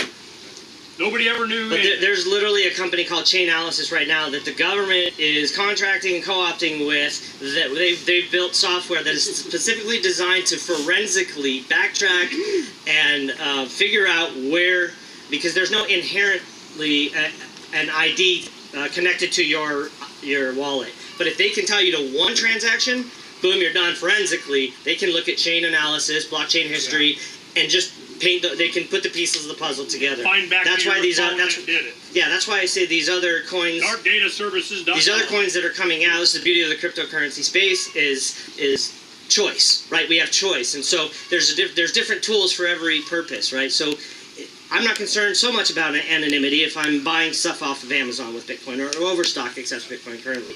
But let's say something that I don't want the government to know about. Let's say I'm a prepper. Let's say I'm buying a bunch of food stores. Because Bitcoin was huge on the Silk Road. That's where it kind of got. Right. Yeah.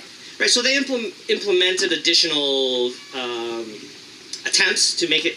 You can make it more anonymous, less, and it's not binary. But once again, that entire history of wherever that coin went, it's embedded in it. It's what creates Bitcoin. Yeah.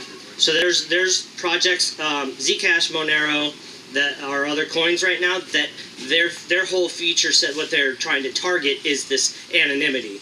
They look and they say, Bitcoin, it's not very anonymous. We can do this better. Yeah. How does the IRS look at this? Do I have to report all this in my 1040? It's capital gains tax. So if you buy a Bitcoin for $500 and you sell it for $1,000 later on, same year or whatever, capital gains tax. Is how what they. Which is why you have Tim here to provide an option, so you're not paying capital gains on by putting it in a certain kind of trust. That's where he's coming. Charitable remainder trust. Yeah. Is there anybody doing stock blockchain? No, unless you're maybe like thinking of like an ETF type. Or T0.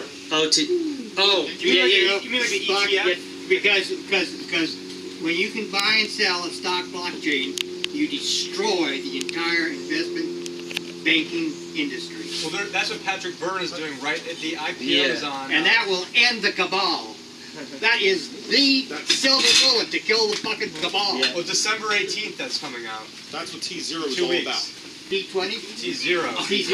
2 weeks, that's coming out. You can invest in it right now. So I looked that up on the internet. It's T0, I think, .com. Ernie's had him on his show a bunch of times. Go back to the July episode of Patrick Byrne. He said Patrick Byrne. Because we're coming now to the ultimate blockchain conspiracy here. I mean, I'm serious. This kills the cabal. Yeah. So, where are we at now is that the ease of use is not there with Bitcoin. That's why I do consulting. Bitcoin is not grandma friendly. We'd like to think that, we want to rush and we want to get there. But in the early days of the internet, it was very difficult to use. Until AOL CDs started showing up in everybody's mailbox and they said, here, just stick this in your CD drive and boom, oh, now that's the internet. Okay, now it was plug and play, grandma friendly, boom. We haven't had that moment yet in Bitcoin. So right now, I look at that as an advantage, not a disadvantage. The advantage is because if you get in early adopter phase, because when that comes along and someone solves that problem and makes this grandma friendly, you think $11,000 is high? No, that's when we're talking 100,000, $1 million. One question. I've got 2 wallets. Yes. For Bitcoin. Do I have to have a third wallet for Bitcoin Cash? Yes. So. But there are wallets that have one called Jax that has like 6, 7, 8 of my cryptos in one program. Yeah, there's wallets, like you said, that hold multiple digital currencies. Okay, does Mycelium do that? Mycelium is only Bitcoin right now. Okay, how about Airbits? Airbits is morphing into what's called Edge, and it will. Edge is going to have. Can you get Mycelium on just Google Apps? Or? Yeah. No, it's Android or iOS.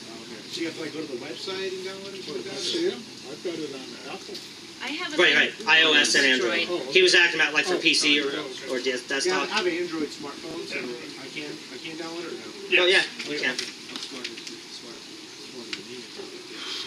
See, what I'm trying to get you guys, you missed it 15 gazillion times. We've been talking about this for 8 years. Right. And there is so much, all of you could be rich. And every one of you that aren't is because, as I heard the same thing that I would say. It's like, yeah, where do I hold and how does it do and you're not and how come and I can't and vapor of what you get.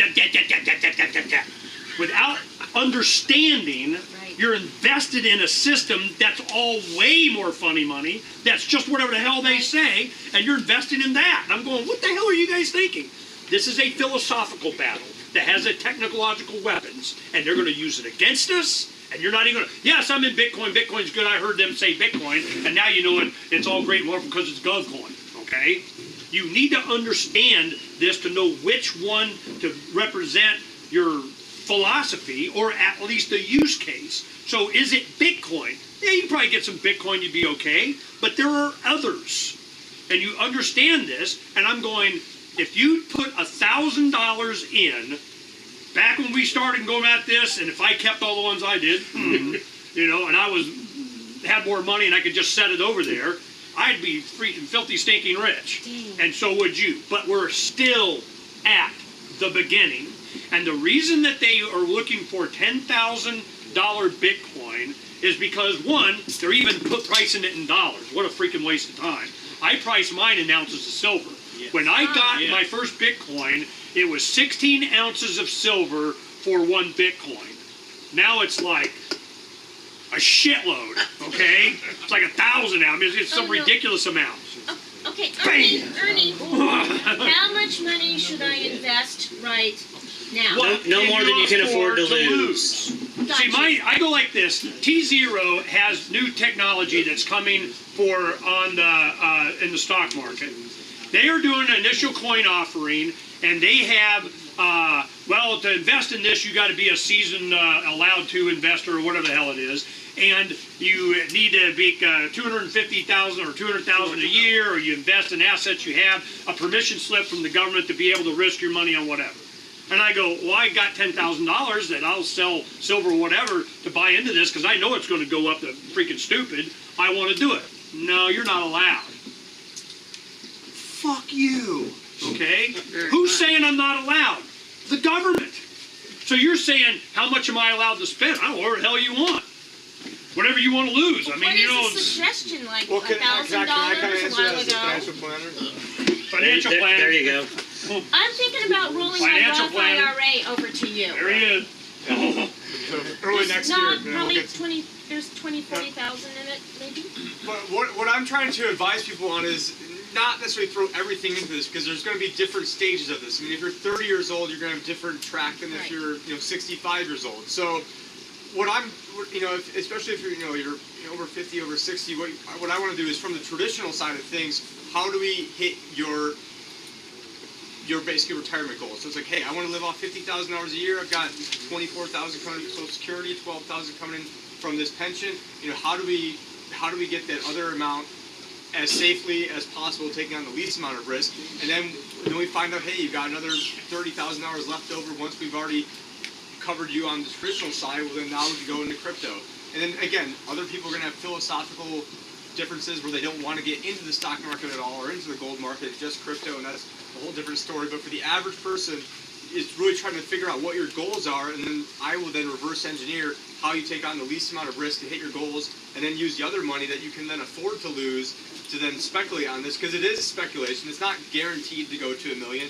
It could go to zero, but I'm of the opinion of, in order for me to go to create this company, I'm going to have to pay a $16,250 fine to get out of a contract early. I'm going to drop my broker-dealer registration. I'm going to drop my Series 7 license and sell my broker-dealer book of business, which is generating tens of thousands of dollars per year. So I'm not up here pumping up this thing because I'm trying to get rich. I've got to take massive risk and pay massive amount of money, especially for me right now, I have 2 young kids at home, to be able to do this. So I'm all in right now. I'm pushing the chips in because I know where this is going in the future. And we're not at, I thought I missed the boat because it was at $1,000. But the point of the matter is probably 0.25% of people in America even own this. We're not at the early adopter phase. We're at the innovator phase. So yeah, it's going to crash, probably every other week. But who cares? Because I've got a video of Peter Schiff that's 12 minutes long that I made.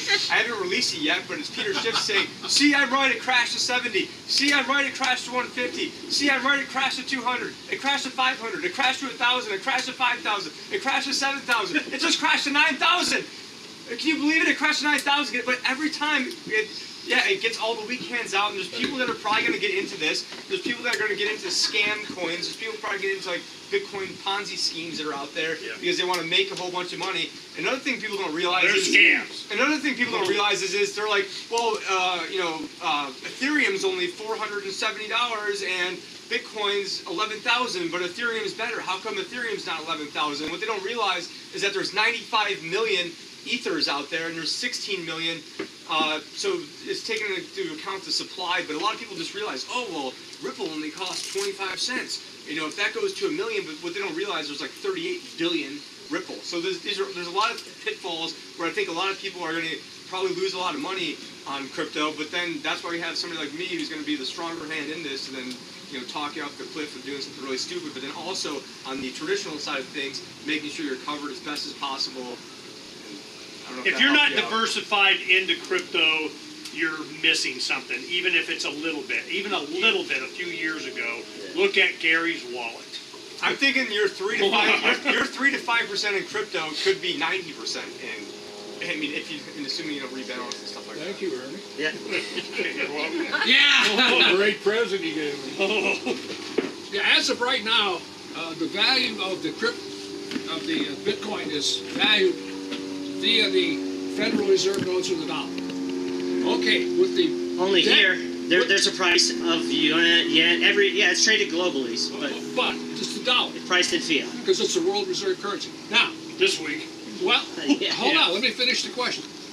As the debt of the United States continues going straight up due to the insanity in Washington, who doesn't want to cut spending, which means the value of the Federal Reserve notes keeps going down, how is that affecting the value of the Bitcoin? The same way it does the Dow. It's 24,000 Dow. Guess why? Because the dollar ain't worth shit. Yeah. I know. Exactly. So at some point, we price the value of Bitcoin in a dollar for convenience because it's what we know. But in the future, people say, are you ever going to cash out, or are you going to, how do you? We say to avoid that, why don't you do it and say in gold or silver or both? Because the average person doesn't understand. Yeah. We're not talking. I mean, you can, or that's what Ernie does. We're talking about the average person, and so when people want to talk about Bitcoin being a bubble, I think the bigger bubble is the $500 trillion in derivatives, which is the lowest estimate. Because there's other estimates that it's at closer to 1.4 quadrillion. So what I want to do right now is, hey Siri, what's 180 billion divided by 500 trillion? What the? No, it's a 460. So right now we got 0.00036% is basically what the Bitcoin market cap is compared to the lowest estimates of derivatives. So people are like, oh, this is a bubble, so it's tens, hundreds, thousands. So it's 3.6 ten-thousandths of 1% of Bitcoin is relative to the derivatives market. At the lowest Bitcoin, estimate. Bitcoin is barely a blip on the entire economic system right now. Well, I mean, we all know that the world is insane because they're spending all this phony paper money, nothing but ink on paper, which has no intrinsic value at all. It's just total hot air and BS. And so I can see that what you guys are talking about has a lot of credibility here. I mean, it's just because the world, sooner or later, this whole thing is going to crash. It's got to crash because there's nothing backing. Even if it doesn't crash, it's definitely sinking, and we can already see it sinking. All right, I'll call you. Question? Do you think Peter Schiff is doing what he's doing, avoiding it because of his dad? What happened to his dad? Well, I mean, I know Peter Schiff. I know some of his story. I don't know what happened to his dad. Oh, really? Oh, wow. Yeah, don't get into it? That's a bad story. Okay. He was anti-IRS. Gotcha. Wrote books about He just IRS. told the truth about the Internal Revenue Service. Yeah. That's all. Well, I mean, he staked his entire career on precious metals and gold and whatnot. And so, I mean, that would take a bit of a... No, he just said that the IRS had no right to have income tax. That's all. That's right. Show me the law. He was right. He was right. He was about to be released and he killed him. Yep. Died of cancer. In prison. In prison. Of course. Yeah. I just want, Wednesday, let's go ahead and wrap this up. Yeah. If anybody's got any more questions, Keith's going to, whatever. So, and then Pat's got to take a Judge Moore vote. What I want to make sure that you guys knew, it's still at the beginning. You, even a little itty bitty bit of something, and you do kind of a 5% of your kind of whatever, if you want to get all anal and be all compliant and all that kind of stuff, You got Tim Picciott over here working on this to start moving some of your retirement and IRAs into this kind of asset so that you can do it all legal and legit and, and all you guys that care, worry about that crap. Other people that don't give a shit, okay, Doug can help you get set up and you can be your own banker and you can do whatever you want. So the man, we're very open. Hello there, YouTube, okay? I am like, you can do whatever you want, and if the man wants to come after you, they will, but who do they always have gone after in all of the tax stuff? It's the guy at the front of the room teaching you. Yep. But what happens if this information is ubiquitous, it's any and everywhere, you can train yourself, and you are your own banker.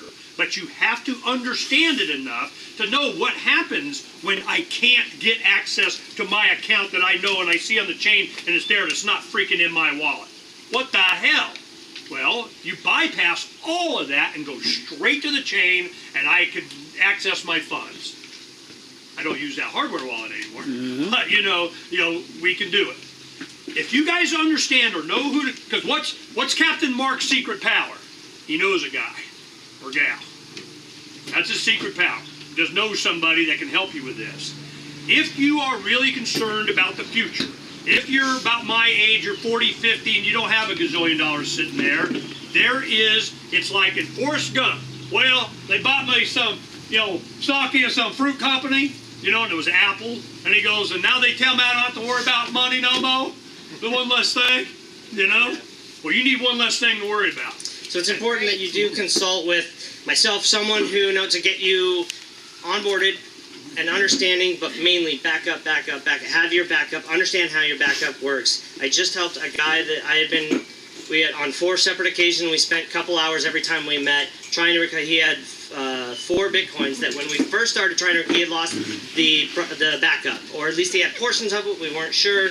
We spent the last 3 months, so he had 4 Bitcoins. Well, 3 months ago, he's at $5,000. He's like, man, I got $20,000 sitting out there that I don't have. Well, now today it's $44,000. Yesterday, after 4 appointments and 3 months worth of work, we uncovered it and recovered it. And so, that was a huge win yesterday. And this guy was over the moon, ecstatic yesterday. Yeah, what cut did you get? I didn't get anything. I said, just come back and buy your Bitcoins from me. Tell him he needs to make a donation to Free. Okay, so once again, Wednesday at Classic Crust, which is over on the northeast corner of Cactus and Cave Creek. And you go there, and they have a pizza place, and you can, get your stuff without Bitcoin. And it'll be kind of about that space like this. He has a screen up there, and he'll go through and walk you through. But your goal should be is not to go there and bitch and talk about Irwin Schiff and the gold and all that shit. Nobody's there about that. They don't care. What they are there is to be able to take some of their assets, put it into this, be secure, lock it away. It's part of their retirement, and I'm done. Or they want to start trading. If you don't want to do that, don't fucking go. Okay? I'm sorry. Did I say that out loud? Don't you need a head count on average? How many might go? We're gonna go. Yeah. I'm gonna try to be there. I'm at the opposite end of the It's world. open, so sometimes we do have a packed house. But Can we bring cash? yes. Yeah, you'll take cash. Good. Thank you. Okay, I'm. There we go. When's your Christmas party? 16th. 16th from 3 to 6 before the party, we'll be going over this, but not discussion like this. Those people don't come, okay? You bring your phone, you bring your laptop, you bring your cash or not, or whatever you set up. You don't even have to buy any Bitcoin, just to get it up so you can. If you want help doing that, we will help you. But if you're just going to blah, blah, blah, go somewhere else and blah, blah, blah, that's not what this meeting is about. I'm sorry, repeat after me, okay? So the official party starts at 6 o'clock. Yes. At what night of the week is that? Saturday? Saturday. It's Friday. Okay, Friday? are we good? All right. 17th Keith wants to say 17th is something Saturday. for 16th 3 is minutes. He pinky swore. 4.5. 4.5. I can't be there then. No, I wanted to say a few things about this Bitcoin because I've been thinking about it like you all have for about the last 7 years. If the Bitcoin is a Ponzi, then the dollar is a bigger Ponzi, just like the math the guy just did. So if we're going to do the digital way of dollars, we might as well be doing digital Bitcoin, at least up to $4,000 in transactions every day.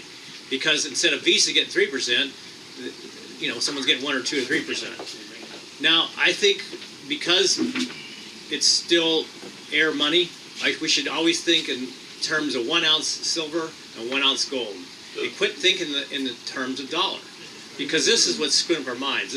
We've been mind screwed with this concept of dollar because this is a complete ass Ponzi fraud by our banker communist friends. So if we all start doing transactions every day, if you use the Visa card, let's get off it mostly and start doing more Bitcoin transactions on small amounts. You're not taking a financial risk for the small up and downs of Bitcoin. They have Bitcoin-backed debit cards and Ethereum cards as well. I think it's called SHIFT, S-H-I-F-T. Good to know. Okay, right now, I first started buying Bitcoin with silver. It cost me 16 point whatever ounces of silver for 1 Bitcoin. It is now 654 ounces of silver per Bitcoin. Yes. If we thought 1 ounce silver... Why are we talking dollars? Why did I buy silver? Because you were set up to be taken advantage of. But anyway, the one 38. negative we have to think about through all these discussions, whether it's this piece of crap or even the Bitcoin, in my opinion, is that they're all dependent on the obedience spying device, and that's your stupid phone. So that's the risk, because we don't want to go completely cashless. You want 1 ounce silver, 1 ounce gold, or at least this piece of trash temporarily until it goes away, which is not too far away. So the obedient spying device is the risk. So if you go out and get maybe a smartphone for your cell phone calls and an old ancient droid with renegade software on it just to do the Bitcoin. Or paper. Yeah, or paper. That may be a way to stay away from the completely cashless society, which I think is a big problem. Okay, Pat, you want to do your, whatever the hell. I have big card. I'm going to leave a big stack of business cards up here. So, or you can pass them around, whatever you prefer. Okay, folks, while we've got a few people still left, I'd like to ask a question, and that is by a show of hands. If we were all registered to vote in Alabama, and I think it's a week and a half, when Judge Roy Moore, the alleged child molester, gets to against the communists. Against the I was wondering how many of you, instead of voting for the Democrat for a... Can I have the floor here, please? No. You don't want me to have the floor? Skip to the end, man. Go. Third party. Instead of voting for the Democrat, instead of voting for a third-party person, the official third-party person, and I think there's another option before we get to Roy Moore. How many of you would vote for Roy Moore? Honest to Sex God. doesn't matter. Bill Clinton told me that. God, You have a lot voting? a child molester. How many people don't give a shit? You'd rather have a child molester. Honest to All them people are God. Honest to Only God. accusations. Only accusations. A lot of those accusations have been proven false. Oh, Russ. Come on, they have. Russ, you're just a confirmed racist, sir. See, that's it. It's who you vote for. I'll take a racist over a You communist. guys killed me. You would take a racist over a man who's not a communist. Honest to All right, God. Frank's got it. I'll take a racist over a communist any day. It's because you're a racist. All right, let's have a revolt around here. I gotta change the classification all right. of these videos. You guys are having too much fun here. Let's just do some business. All right, this is a call for the books. Don't have a great amount of books, but they're there, and take what you first chance. 8283. 8283. Right there in the books. First chance. I'll give you half a minute and we'll have another one. I lost my thing. You're not allowed to have Bitcoin. Okay, second chance. 8274. Yes! Holy mackerel, we got one. Connie. Wow, man, I've never seen such exuberance Irrational exuberance. It must be the weather. It's too cold. You're not thinking straight today. All right. 8279. Got it right here. Hey, who got that? All right. Thanks, guys. Thank you. Thank you. Hang loose till Wednesday night and the 16th, There you go. the party, you have these chances to still get invested and have and dug and help and where. But after this, don't come whining and bitching to me anymore, okay? We did, you know who, these are the people to contact, and it ain't me, all right? You have your chance to get in now. We did it at the summit a few years ago. We've done it, several times. We've done this. I'm not doing this anymore. We're going to be doing some other stuff, but I'm telling you, if you miss it this time, Your SOL? pity the fools, okay?